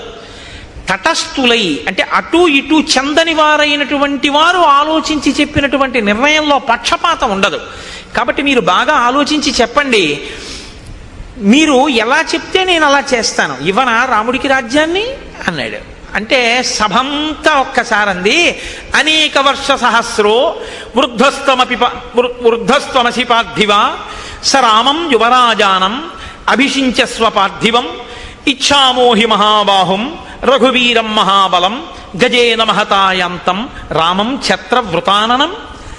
రాజా, నువ్వు కొన్ని వేల సంవత్సరములు పరిపాలించావు, బడలిపోయావు. మాకు కోరికగా ఉంది, ఎప్పుడెప్పుడు రాముడు రాజవుతాడా, ఎప్పుడెప్పుడు అంబారీ ఏనుగు మీద పెడతాడా, ఎప్పుడెప్పుడు తెల్లగొడుగు కింద కూర్చుని యువరాజుగా పెడతాడా, ఎప్పుడు చూస్తామా. వీళ్ళప్పుడే కళని ఇంకొంచెం ముందుకు తీసుకెళ్ళిపోయారు. మాకు అలా ఉందని చూడాలనుంది అన్నారు. దశరథుడి ప్రజ్ఞ ఎక్కడుందో తెలుసా అండి? ఇప్పుడు సభ చేత ఆమోద ముద్ర వేయిస్తున్నాడు. ప్రజలందరూ కోరుకున్నారయా రాముడు రాజు కావాలని అన్న విషయాన్ని తీసుకొస్తున్నాడు అనమాట ప్రస్తావనలోకి. నా నిర్ణయం కాదు, ప్రజలందరూ కోరుకున్నారంటున్నాడంటే ఏదో భయం ఉంది. తనే నిర్ణయం చేశానని చెప్పడానికి భయపడుతున్నాడు. అధికారం తనకున్న, రాముణ్ణి రాజు చేయడానికి తనకు అధికారం ఉంది, పెద్ద కొడుకుని చేసి ఇచ్చు. కానీ నేనే చేశానండి పెద్ద కొడుకుని రాజుని అంటే ఎలా చేస్తావయ్యా అనేవాడు ఎవడో ఉన్నాడనమాట. ఎలా చేస్తావయ్యా అనేవాడు ఉన్నాడంటే అలా అనడానికి అవకాశం తను ఇచ్చాడనమాట ఎవరికో. అలా అనేవాడు ఎవడైనా ఉన్నవాడు వచ్చి అలా అంటాడేమోనన్న భయంతో రాజన్నవాడు ప్రజలు మెచ్చుకున్నవాడై ఉండాలి. ప్రజలందరూ కోరుకున్నారు, రాముడికి రాజ్యం ఇచ్చాను అనిపించడానికి సభ చేత ఆమోదముద్ర వేయిస్తున్నాడు. ఎంత తెలివిగా వేయించాడో తెలుసా అండి? శృత్యైవ వచనం యన్మే రాఘవం పతిమిచ్చద రాజాన సంశయోయం వే కిమిదమృతతత్వతః కథం ను మయి ధర్మేణ పృథివీం అనుశాసతి భవంతో ద్రష్టుమిచ్చంతి యువరాజం మమాత్మజం. మీరు నిజంగా చెప్పండి, నేను ఇన్ని వేల సంవత్సరములు ధర్మంగా పరిపాలించాను కదా రాజా, ఇప్పుడు మీరేమి ముసిరివారైపోయారండి, చక్కగా ఓపికగా ఉన్నారు కదా, పరిపాలిస్తున్నారు కదా, మీరే ఉండండి. ఇప్పుడు ఎందుకు అమంగళకరంగా ఏడో కొత్తగా యువరాజ్య పట్టాభిషేకం ఏంటి, అలా ఉండండి, హాయిగా మీరే చేయండి అన్నం మానేసి రాముణ్ణే తీసుకొచ్చేయండి పెట్టేయండి అంటున్నారు కదా. రే, మీకు నా పాలనలో లోపం కనపడిందా? రాముడిలో నాకన్నా గుణాలు కనపడ్డాయా? ఏవి చెప్పండి అన్నాడు. అంటే ప్రజలు ఎంతగా కోరుకున్నారో చెప్పించాలనుకున్నాడు. వాళ్ళన్నారు, బహవో నృప కళ్యాణ గుణాహ పుత్రస్య సంతితే. నాయనా మహానుభావ, ఏం చెప్పమంటావు? నీ కొడుకుకి ఎన్ని కళ్యాణ గుణాలున్నాయో. ధర్మజ్ఞ, సత్యసంధశ్చ, శీలవాననసూయక, క్షాంత, శాంతయిత, శ్లేక్షణ, కృతజ్ఞో, విజితేంద్రియ. రాజు అయినటువంటి వాడు మృదు స్వభావి అయి ఉండాలి. తీవ్రమైన శిక్షలు, వ్యగ్రతతో కూడిన బుద్ధి ఉన్నవాడు కాకూడదు. ప్రజలు ఎలా కోరుకుంటారో ఆ మాటలు ప్రజలు అన్నారంటే రాముడు అటువంటి వాడు కాబట్టి అంటారు. ఎందుకు? ధర్మజ్ఞ, ఆయనకి ధర్మం తెలుసు. సత్యసంధశ్చ, మాట తప్పడం, అబద్ధం ఆడడం. శీలవాన్ అనసూయక, మంచి స్వభావం ఉన్నవాడు, ఎవ్వరి యందు అసూయ లేనివాడు. క్షాంత, ఓర్పు ఉన్నవాడు. శాంతయిత, ఆయన మాట్లాడేటప్పుడు కుపితులను, చాలా బాధతో ఉన్న వాళ్ళని, ఇబ్బందుల్లో ఉన్న వాళ్ళని ఓదార్పుగా మాట్లాడతాడు తప్ప అవతలవాడు కష్టంలో ఉన్నాడు కదా అని మరింత ఏడిచేలా మాట్లాడడం ఆయనకి రాదు. కాబట్టి శాంతయిత, శ్లేక్షణ, అత్యంత మృదువైనటువంటి స్వభావం ఉన్నవాడు. కృతజ్ఞో, చేసిన ఉపకారాన్ని మరిచిపోనివాడు. విజితేంద్రియ, ఇంద్రియములను గెలిచినటువంటి వాడు. ప్రియవాదీచ భూతానాం సత్యవాదీచ రాఘవ బహుశ్రుతానాం వృద్ధానాం బ్రాహ్మణానాం ఉపాసిత. బాగా చదువుకున్నటువంటి వృద్ధుల్ని, బ్రాహ్మణుల్ని ఉపాసించేటటువంటి లక్షణము కలిగినటువంటి వాడు. ప్రియవాది, చాలా ప్రియముగా మాట్లాడేవాడు. అన్ని భూతముల పట్ల గౌరవం కలిగినటువంటి వాడు. సత్యవాది అయిన వాడు. అటువంటి వాడు రాజు కావాలని మేము కోరుకోమా? వ్యసనేషు మనుష్యాణం భృశం భవతి దుఃఖితః ఉత్సవేషు చ సర్వేషు పితేవ పరితుష్యతి. చాలా చమత్కారమైనటువంటి మాట అన్నారు వాళ్ళు. వ్యసనేషు మనుష్యాణం భృశం భవతి దుఃఖితః. ప్రజలు కష్టంలో ఉన్నప్పుడు తెలుసుకుని వాళ్ళు కష్టపడ్డారని బాధపడుతూనే ఉంటాడు రాముడు. ప్రజల్ని సుఖపెట్టడంలో తండ్రిలా సుఖపెడతాడు. ఏమిటి మాట అంటే, రాముడు పరిపాలన చెయ్యడం అంటే ఎలా ఉంటుందంటేట, ప్రజలకు ఒక కష్టం వచ్చింది అనుకోండి, ఆ కష్టం తీరిపోయిన తర్వాత రాముడు మాత్రం, ప్రజలు ఆ కష్టం మర్చిపోయారు, రాముడు మర్చిపోతా. నేను రాజునై ఉండగా ఒకానొకప్పుడు ప్రజలంతా కష్టపడ్డారు, నేను వాళ్ళని అప్పుడు సుఖ పెట్టలేకపోయానని ఇప్పటికీ తలుచుకు ఏడుస్తాట. ఇది అమ్మ లక్షణం అన్నారు. దానికి ఒక అద్భుతమైనటువంటి ఉపమానం ఇచ్చారు ఒక పెద్దలు అయిన వారు. ఒక వ్యాఖ్యానంలో ఒక తల్లి ఓ పసిపిల్లవాడిని తీసుకుని అక్కడ కూర్చోపెట్టుకుంది, బియ్యం ఏరుకుంటోంది. ఇంతలో ఎవరో ఇంకో అమ్మలక్క వచ్చింది, ఈవిడ మాట్లాడుకుంటున్నారు. ఈ పిల్లవాడు తెలిసి తెలియనివాడు పాకుతూ పాకుతూ వెళ్ళి పక్కనున్న పాడుపడ్డ బావిలో పడిపోయాడు. అమ్మా అని ఏడిచాడు. చీకటిగా ఉంది, నుయ్యి అందులో పడిపోయాడు. అయ్యో పిల్లాడు పడిపోయాడు గుండెలు బాదుకుంది ఆవిడ. బాదుకుంటే చుట్టుపక్కల వాళ్ళు వచ్చారు, నిచ్చెనేసుకున్నారు, లోపలికి దిగారు. అదృష్టవశాత్తు ఇసుక కయ్య ఉంది అక్కడ. పిల్లవాడికి ఏం అవ్వలేదు. వాడు చిరునవ్వు నవ్వుతున్నాడు. వాడిని పైకి తీసుకొచ్చారు. ఒళ్ళేం దెబ్బలు తగలలేదు, రక్ష పెట్టారు. వాడు పెరిగాడు, పెద్దవాడు అయిపోయాడు. ఆ తర్వాత 20 ఏళ్ల తర్వాత గుంటూరులో రామాయణం జరుగుతోంది. ఈవిడ అక్కడికి వచ్చి ఈవిడ రామాయణానికి వచ్చింది. అప్పుడు బియ్యం ఏరుకుంటుంటే వచ్చిన ఆవిడ రామాయణానికి వచ్చింది. అయిపోయి ప్రసాదం దగ్గర ఇద్దరు కలుసుకున్నారు. ఈవిడ్ని తీసుకెళ్ళడానికి ఈవిడ కొడుకు కారేసుకొచ్చాడు. అమ్మ వచ్చేస్తావా, తీసుకెళ్ళిపోతానన్నాడు. ఈ రెండో ఈవిడ మీరు ఇంతకుముందు ఒంగోలులో కదా ఉండేవారు అన్నారు. అవును, మీరెవరంటే నేను ఏదో సత్యవతిని, మీరు రుక్మిణి కదా అనుకున్నారు. ఇద్దరు మాట్లాడుకున్న తర్వాత ఈ పిల్లాడు అమ్మ వచ్చేస్తావా అన్నాడు. మన ఇద్దరం మాట్లాడుకుంటుంటే నూతిలో పడిపోయిన వాడేనా వీడు అందావిడ. అంటే అవునమ్మా, అప్పుడు మా పిల్లాడు నా అదృష్టం కొద్దీ బతికాడు, కానీ బియ్యం ఏరుకుంటూ మీతో మాట్లాడుతూ ఉండిపోయాను. పిల్లాడు నా అదృష్టం కొద్దీ దక్కాడు, నిజంగా ఏమైపోనో పిల్లాడని ఆవిడ ఇప్పుడు కళ్ళు ఒత్తుకుందిట. అప్పుడు పడిపోతే ఇప్పుడు కళ్ళు ఒత్తుకోవడం ఎందుకు అంటే, పిల్లాడి కష్టం తీరిపోయినా తల్లి మర్చిపోదు. తల్లి గుర్తు తెచ్చుకు బాధపడుతుంది తల్లి మనసు. భృశం భవతి దుఃఖిత. రాముడు ఎప్పుడో ప్రజలకి కష్టం వచ్చినా తలుచుకు బాధపడతాడు, ఆ కష్టం పోయినా సరే. ఉత్సవేషు చ సర్వేషు పితేవ పరితుష్యతి. తండ్రి వాలంటరీ రిటైర్మెంట్ పెట్టేశాడు, ప్రావిడెంట్ ఫండ్ అమ్మేశాడు, అన్నీ కలిపి కొడుకు ఇచ్చేశాడు. కొడుకు అమెరికా వెళ్ళిపోయి అక్కడ ఏదో చదువుకున్నాడు, ఉద్యోగం వచ్చింది, పెద్దవాడు అయిపోయాడు. నాన్నగారంటే 6 కార్లు కొన్నానండి అన్నాడు. బ్రహ్మాండమైన ఇల్లు కట్టానండి అన్నాడు. తండ్రి అన్నీ ఇచ్చేశాడుగా. ఓ పెంకుటింట్లో ఉన్నాడు రోహిణీ కార్తీ. ఈ రోహిణీ కార్తీలో నాన్నగారు ఈ మధ్యనే నాకు ప్రమోషన్ వచ్చింది కాబట్టి నాకు ఇంకో 1,00,000 రూపాయలు జీతం పెరిగింది నాన్నగారండి అని చెప్పి ఉత్తరం రాశాడు. ఈ పిచ్చి అయినా టైఫాయిడ్ వస్తే ఒరే ఒక్కసారి రారా అంటే, నాన్నగారండి ఇప్పుడే ప్రమోషన్ వచ్చింది నేను రాకూడదు, ఒక్క 4-5 రోజులు చూసి తగ్గకపోతే ఫోన్ చేయండి అన్నాడు. వాడు ఏదో తగ్గిపోయింది, ముసలాయన ఇంటికి వచ్చేసాడు. ఇప్పుడు ఈ ఉత్తరం వస్తే ఈయన తల మీద బట్టేసుకుని ఎదురింటికి పరిగెత్తుకెళ్ళి మా అబ్బాయికి 1,00,000 రూపాయలు జీతం పెరిగిందట, ప్రమోషన్ వచ్చింది అని చెప్పాడు. ఈయన ఆ పిల్లాడికి డబ్బిచ్చి పెంకుటింట్లో ఉన్నాడు. వాడికి 1,00,000 రూపాయలు పెరిగితే ఈయనకేం వచ్చింది? ఈయనకి టైఫాయిడ్ వస్తే వాడు చూడడానికి కూడా రాలేదు. అయినా మరి ఈయనకి ఎందుకు సంతోషం అంటే, పితేవ పరితుష్యతి. తండ్రి తనదంతా కొడుక్కిచ్చేసి కొడుకు సంతోషంగా ఉంటే తను సంతోషిస్తాడు తప్ప, తను సంతోషంగా ఉండి కొడుక్కేమీ లేకపోయినా నేను సంతోషంగా ఉన్నాను కదా వాడు ఎలా పోతే నాకు ఎందుకని తండ్రి అనలేడు. కాబట్టి తనకి లేకపోయినా తన ప్రజలు సంతోషంగా ఉంటే తన సంతోషంగా ఉంటాడు రాముడు. మాకు కష్టం వస్తే కష్టం తీరిపోయి మేము సంతోషంలో ఉన్నా మాకెప్పుడో కష్టం వచ్చిందని ఎప్పుడూ బాధపడతాడు రాముడు. ఇంకింతకన్నా రాజు కావడానికి అర్హత ఏంటయ్యా? అందుకు ఇచ్చేసేయి, అవరాజ్య పట్టాభిషేకం చేసేయి రాముడికి, మేము సంతోషిస్తామన్నారు ప్రజలు. చాలా బాగుందన్నాడు, పొంగిపోయాడు. ఇటువంటి రాముడికి ఎందుకు పట్టాభిషేకం చెయ్యాలని మేము అంటున్నామో తెలుసా? వాళ్ళు ఇంకొక బలమైన కారణం చూపించారు. స్త్రియో వృద్ధాస్తరుణ్యశ్చ సాయం ప్రాతః సమాహితాః సర్వాన్ దేవాన్ నమస్యంతి రామస్యార్థే యశస్వినః. ఏమీ తెలియనటువంటి వాళ్ళు, వృద్ధులైపోయిన స్త్రీలు, యవ్వనంలో ఉన్న స్త్రీలు, ఉదయము సాయంకాలము కూడా వాళ్ళు ప్రార్థన చేసేటప్పుడు పెళ్లి కాని పిల్ల ప్రార్థన చేస్తే మంచి భర్త కోసం చేయాలి. వృద్ధులైన వాళ్ళు ప్రార్థన చేస్తే తన కుటుంబం కోసం చేస్తారు. వాళ్ళుట పొద్దున్న సాయంకాలం కూడా పూజ చేసేటప్పుడు మా రాముడు బాగుండాలని పూజ చేస్తున్నారు. అంటే మా రాముడు బాగుంటే రాజ్యం బాగుంటుంది, రాజ్యం బాగుంటే మేము అందరం బాగుంటాం, ఇంకా వేరే అక్కర్లేదు, మా రాముడు బాగుండాలి స్వామి అని ప్రార్థన చేస్తున్నారు. ఇంకింతకన్నా ఏం చెప్పమయ్యా? రాజు అవ్వకుండానే అడిగారు, రాజు అయితే ఎంత ప్రార్థన చేస్తారో అంత ప్రజాహృదయములు చూరగొన్నవాడు రాముడు. కాబట్టి ఇచ్చేసేయి, అవరాజ్య పట్టాభిషేకం చేసేసేయి. రామమిందీవరశ్యామం సర్వశత్రు నిబర్హణం పశ్యయో యవ్వరాజ్యస్థం తవ రాజోత్తమాత్మజం.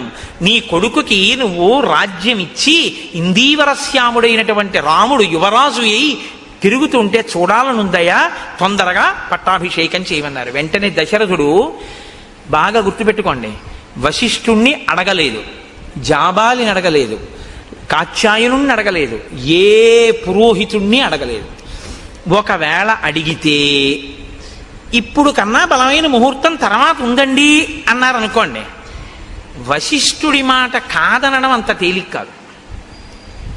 అలా కాదులేండి గురుగారు, ఈ ముహూర్తానికి చేసేద్దాం అన్నారు అనుకోండి, వశిష్ఠుడన్న ముహూర్తం కాదని తను పెట్టుకున్న ముహూర్తాన్ని నిర్ణయం చేయగలడా కులగురువుని కాదని? అడగకుండా ఉంటే గొడవ వదిలిపోతుంది. అడగకుండా ఉంటే గొడవ వదిలిపోతుందంటే ఎప్పుడు పెట్టాలి ముహూర్తం? 6 నెలలు పోయాక చేద్దాం అనుకుంటున్నానండి అన్నాడు అనుకోండి, తొందర ఏం లేదనమాట దశరథుడికి. చాలా తొందరగా చేసేద్దాం అనుకుంటున్నాను, ఇదే ముహూర్తం అండి అన్నాడు అనుకోండి, పక్కన వశిష్ఠుడిని పిలిచి, అదేమిటి అంటే తొందరగా పట్టాభిషేకం అయిపోవాలని ఎందుకో తొందరపడుతున్నాడు. ఎందుకు తొందరపడుతున్నాడు? అది ఇంకొకటి చెప్తాడు తప్ప అసలు కారణం చెప్పడం. కాబట్టి ఇప్పుడు అన్నాడు, మీరు తొందరగా వెళ్ళి వశిష్ఠాది మహర్షుల్ని తీసుకురండి అన్నాడు.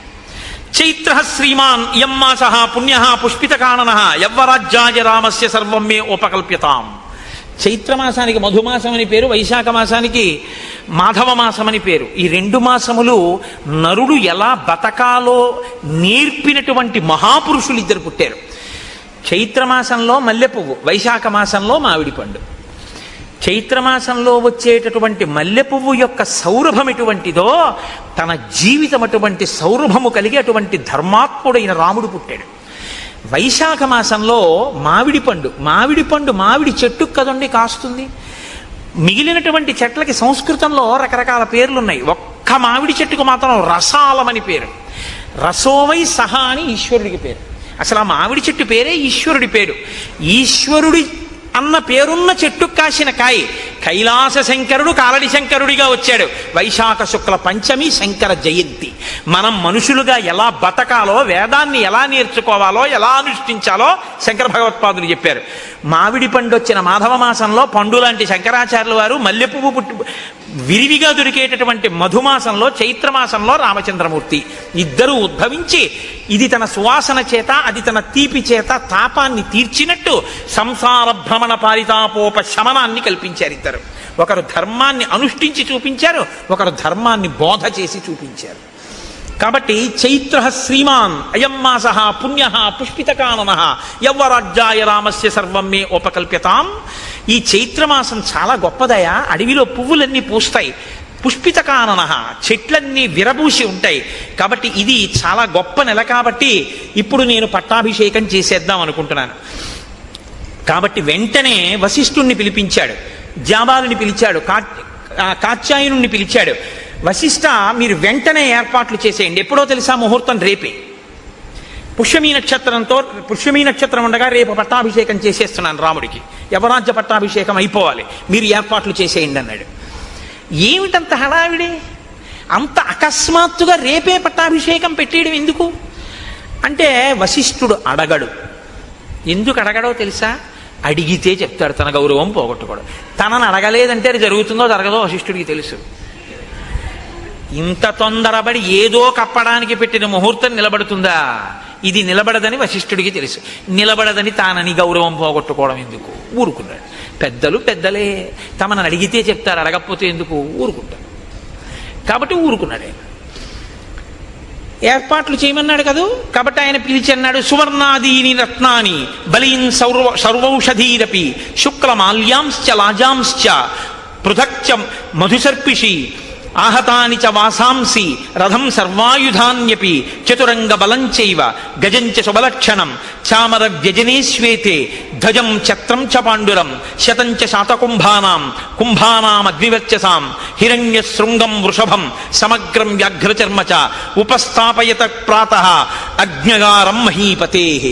ఆ సేవకులందరినీ పిలిచి మంత్రుల్ని అన్నాడు, మీరు బంగారాన్ని, రత్నాల్ని, ఓషధుల్ని, పేలాల్ని, బంగారు పాత్రల్ని, చతురంగ బలాల్ని, శుభలక్షణములు కలిగినటువంటి భద్రగజాన్ని, తెల్లటి గొడుగుని, 100 పాత్రల్ని, బంగారు తొడుగులు ఉన్నటువంటి ఒక ఎద్దుని, పూర్తిగా ఉన్నటువంటి ఒక పులి చర్మాన్ని, వీటన్నింటినీ కూడా రాజుగారి యొక్క అగ్నికార్యం చేసుకునేటటువంటి గదిలో పెట్టండి అన్నాడు. నిత్యాగ్నిహోత్రీకుడైన దశరథ మహారాజు గారు. కాబట్టి ఆయన గదిలో పెట్టండి అన్నాడు.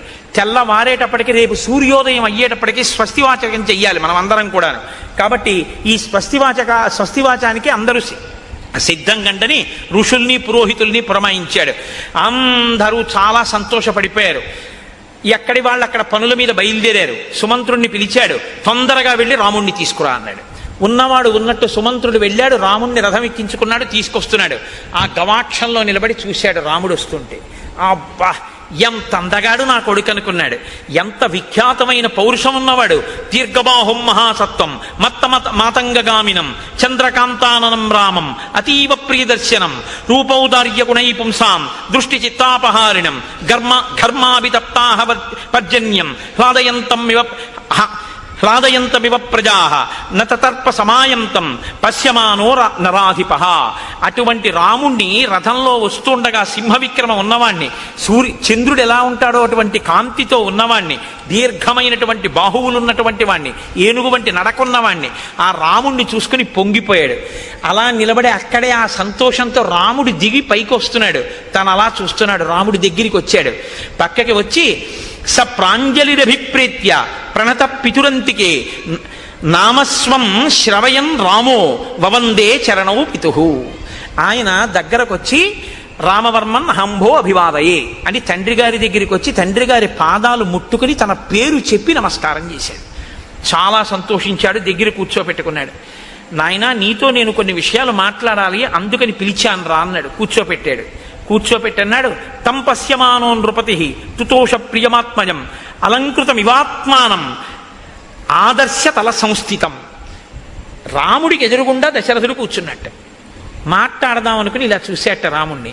చూస్తే ఎలా అనిపించిందంటేట, తను యవ్వనంలో ఉన్నప్పుడు బాగా ముస్తాబై అద్దం ముందుకెళ్ళి నిలబడితే తన ప్రతిబింబం ఎలా కనపడుతుందో అలా అన్ని విధాలా తన పోలికలతో తను యవ్వనంలో ఎలా ఉండేవాడో అలా కనపడ్డట రాముడు. ఎంత ప్రీతి చెందాడోట నా కొడుకు, అచ్చున అలా ఉన్నాడని పొంగిపోయేట పిచ్చి దశరథుడు. ఎంత బాధపడతాడో నిజంగా. దశరథ పరితాపం చదవడమే కష్టంగా ఉంటుంది. కాబట్టి ఇప్పుడు ఆ కొడుకుని చూసుకుని అన్నాడు, నాయనా, నిన్ను పుష్యమీ నక్షత్రం ఉండగా నీకు యవ్వరాజ్య పట్టాభిషేకం చేస్తానన్నాడు. రామాయణ కాలంలో వారాలు లేవు. ఆదివారం, సోమవారం, మంగళవారం, బుధవారం అప్పుడు లేవు. అవి ఇప్పుడు వచ్చాయి. అప్పుడు నక్షత్రాలు బట్టే చెప్పేవారు. కాబట్టి పుష్యమీ నక్షత్రంలో నీకు యవ్వరాజ్య పట్టాభిషేకం చేస్తాను. నువ్వు మంచివాడివే, కానీ నీ ఎందున్న ప్రీతి చేత నేను నీకు కొన్ని మంచి మాటలు చెప్తాను. నువ్వు భూయో వినయమాస్థాయ, ఇంకా బాగా వినయంగా ఉండడం నేర్చుకో. భవనిత్యం జితేంద్రియ, బాగా జితేంద్రియుడు కావాలి.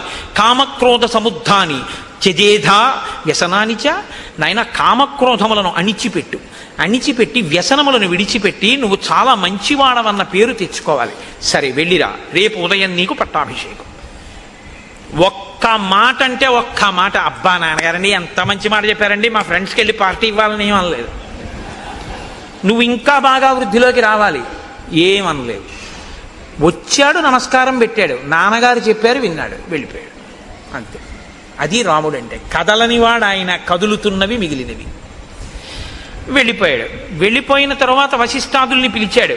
ఓ మాట చెప్పాడు, నువ్వు వెళ్ళి ఉపవాస వ్రతం చేయించు సీతారాములతో అన్నాడు.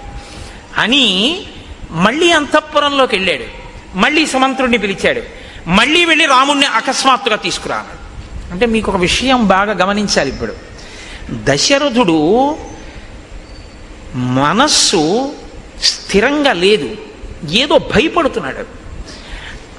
ఆ పని అవుతుందా, చాలా ఉద్వేగంగా ఉన్నాడు. రాముడికి పట్టాభిషేకం చేసేస్తానా, అయిపోతే బాగుండు, ఏదో కంగారు పడిపోతున్నాడు. మళ్ళీ పిలవమన్నాడు. మళ్ళీ వెళ్ళాడు సుమంత్రుడు. ఆశ్చర్యపోయాడు రాముడు. అదేంటి ఇప్పుడే వచ్చావు అన్నాడు. దశరథుడు మళ్ళీ పిలుస్తున్నాడు. వస్తావో రావో నీ ఇష్టం అన్నాడు. తప్పకుండా వస్తాను, కానీ నాన్నగారు మళ్ళీ వెంటనే ఎందుకు పిలిచారు? మళ్ళీ వెళ్ళాడు. మళ్ళీ వెళ్ళి అంతఃపురంలో మళ్ళీ ఎదురుగుండా వెళ్ళి నమస్కారం చేసి నించున్నాడు. కూర్చున్నాడు. అనుభూతాని చేష్టాని మయా వీర సుఖాన్యపి దేవర్షి పితృ విప్రాణాం అనృణోస్మి తథాత్మనః. నాయన రామా, నేను చాలా పెద్దవాడిని అయిపోయాను. నేను ఎన్ని భోగాలు అనుభవించాలో అన్నీ నేను అనుభవించేశాను.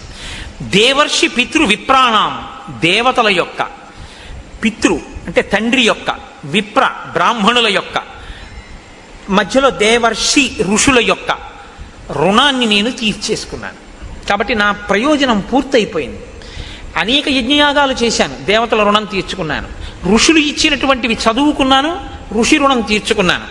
పితృదేవతలు నన్ను ఎలా కన్నారో అలా నేను మిమ్మల్ని కన్నాను, వాళ్ళ రుణం తీర్చుకున్నాను. బ్రాహ్మణులకి విశేషమైన దానాలు చేశాను, దానివల్ల వాళ్ళ రుణం తీర్చుకున్నాను. నాకు అన్ని రుణాలు తీరిపోయాయి.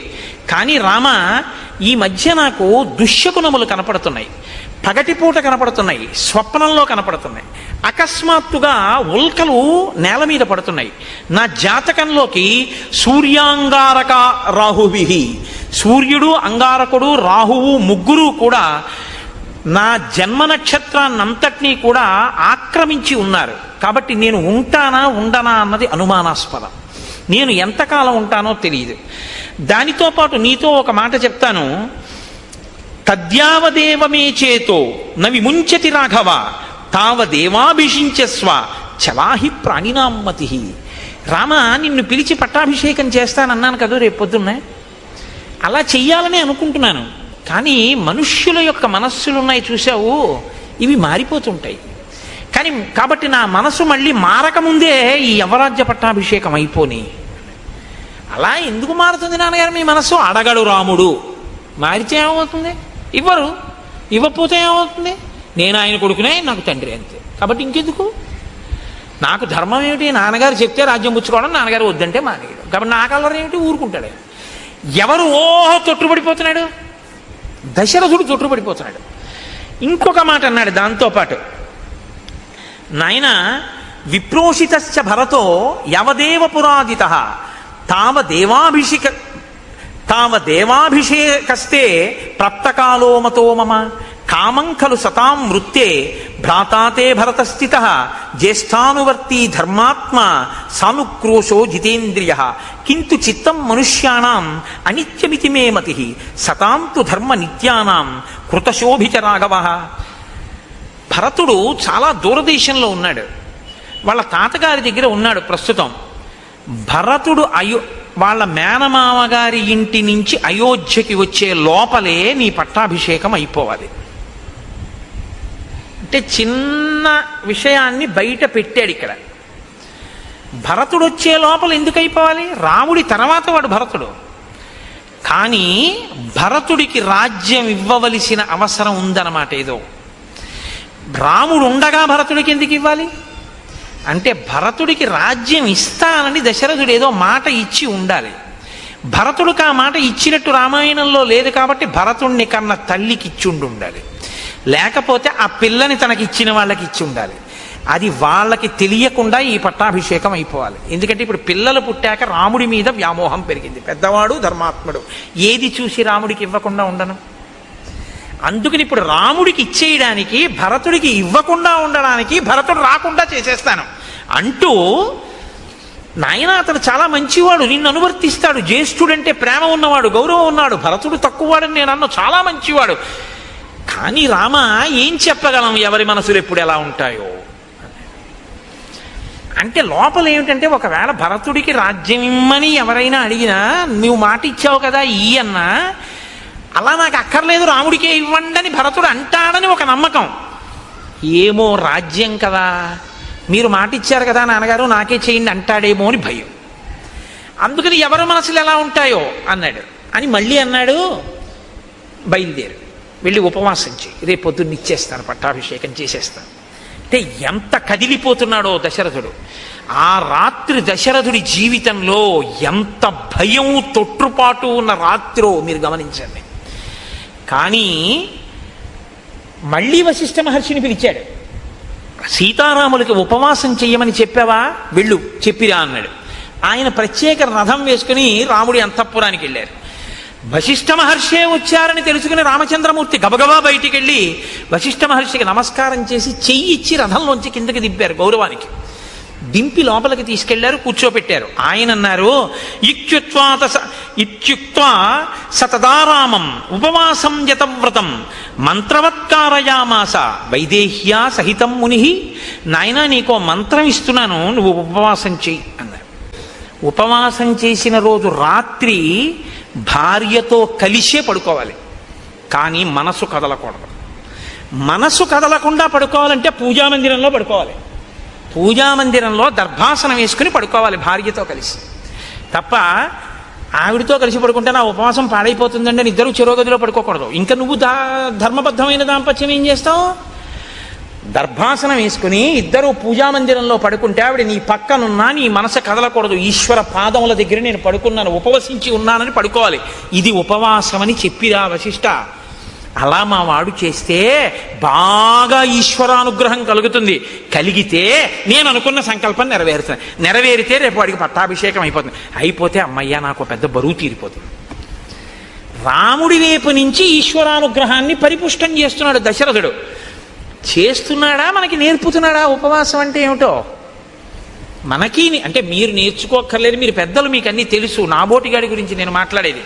కాబట్టి ఉపవాసం అంటే ఏమిటో తెలుసుకోవాలంటే మనం రామాయణం అయోధ్యకాండ చదవాలి. మీరు ఏ చిన్న విషయాన్ని తెలుసుకోవాలన్నా రామాయణంలోకే చూడాలి. రామాయణంలో ఉండని ధర్మం మీకేం ఉండదు. కాబట్టి ఉపవాసం అంటే ఇది అని తెలుసుకుని చేస్తే అది ఉపవాసం. అది తెలుసుకోకుండా చేస్తే ఇంకోలా ఉంటాయి ఆ ఉపవాసాలు. కాబట్టి వెళ్ళవయ్యా, వెళ్ళి అలా చేయించు అన్నారు. ఇప్పుడు రాముడు ఏం చేశాడు అన్నారు అంటే, మహానుభావుడు ఆయన శేషంచ హవిషస్తస్య ప్రాశ్యాశా స్యాత్మన ప్రియం. ఆయన రాత్రి పడుకున్నప్పుడు దర్భాసనం వేసుకుని భార్యతో కలిసి దేవాలయంలో పడుకున్నాడు, విష్ణు భగవానుడి దేవాలయంలో. ఉదయం వేళ స్నానం చేసి గాయత్రి చేసి సంధ్యావందనం చేసుకుని, రాత్రి కదండి చెప్పాడు ఉపవాసం చేయమని. అందుకని ఆ రాత్రి ఉపవాసం చెయ్యాలంటే పదార్థం తినాలి కాబట్టి హోమం చేసి శ్రీమన్నారాయణుడి పేరు మీద యాగం చేసి ఆ యాగానికి వండినటువంటి హవిష్య పాత్రలో మిగిలినటువంటి హవిష్యాన్ని రాముడు తిన్నాడు. రాముడు తిన్నాడు అని చెప్తే సీతమ్మ కూడా తిన్నట్టే. వాళ్ళిద్దరూ ఆ హవిష్యాన్ని తిన్నారు. అర్థం లేని అనుమానాలు చాలా ఎక్కువ. అసలు సిద్ధాంతం తెలుసుకోరు. దీపంలో 2 ఒత్తులు వేయాలా 3 ఒత్తులు వేయాలా, బతికున్నన్నాళ్ళు అది అనుమానం. లేకపోతే ఉపవాసం అంటే యాపిల్ పండు తినచ్చా సమోసా తినచ్చా? నాకు ఆశ్చర్యంగా ఉంటుంది. ఒకసారి వెంకటాచలం వెళితే నేను ప్రసాదాలలో ఉచిత ప్రసాదం ఇచ్చే దగ్గర ఒక ఆవిడ తీసుకుని నాకు ఇచ్చేసింది. ఇచ్చేస్తే నేను అనుకున్నాను, ఏమమ్మా మీరు పులిహార తినరా ఏమన్నాను. అంటే కాదండి నేను ఇవాళ ఉపవాసం అంది. ఆవిడ ఉపవాసం అంట వెంకటేశ్వర స్వామి ప్రసాదమే తిందట. ఏం ఉపవాసం, దేనికి చేస్తున్నట్టు ఉపవాసం? ఉపవాసం ఈశ్వరానుగ్రహం కోసం. ఈశ్వరానుగ్రహమే ప్రసాదం. ప్రసాదమునకు ఈశ్వరానుగ్రహం ప్రసాద రూపంలో ఇస్తారు మీకు. అది తింటే అదే మీ మనసు అవుతుంది. మనసులో బుద్ధి వస్తుంది, బుద్ధి వలన ఆలోచన వస్తుంది, ఆలోచన వలన ఈశ్వరానుగ్రహంతో కూడిన ఆలోచన వలన మీ ఆపదకి పరిష్కారం దొరుకుతుంది, పరిష్కారం వల్ల మీరు గట్టెక్కుతారు. కాబట్టి ప్రసాదం తినండి అంటారు.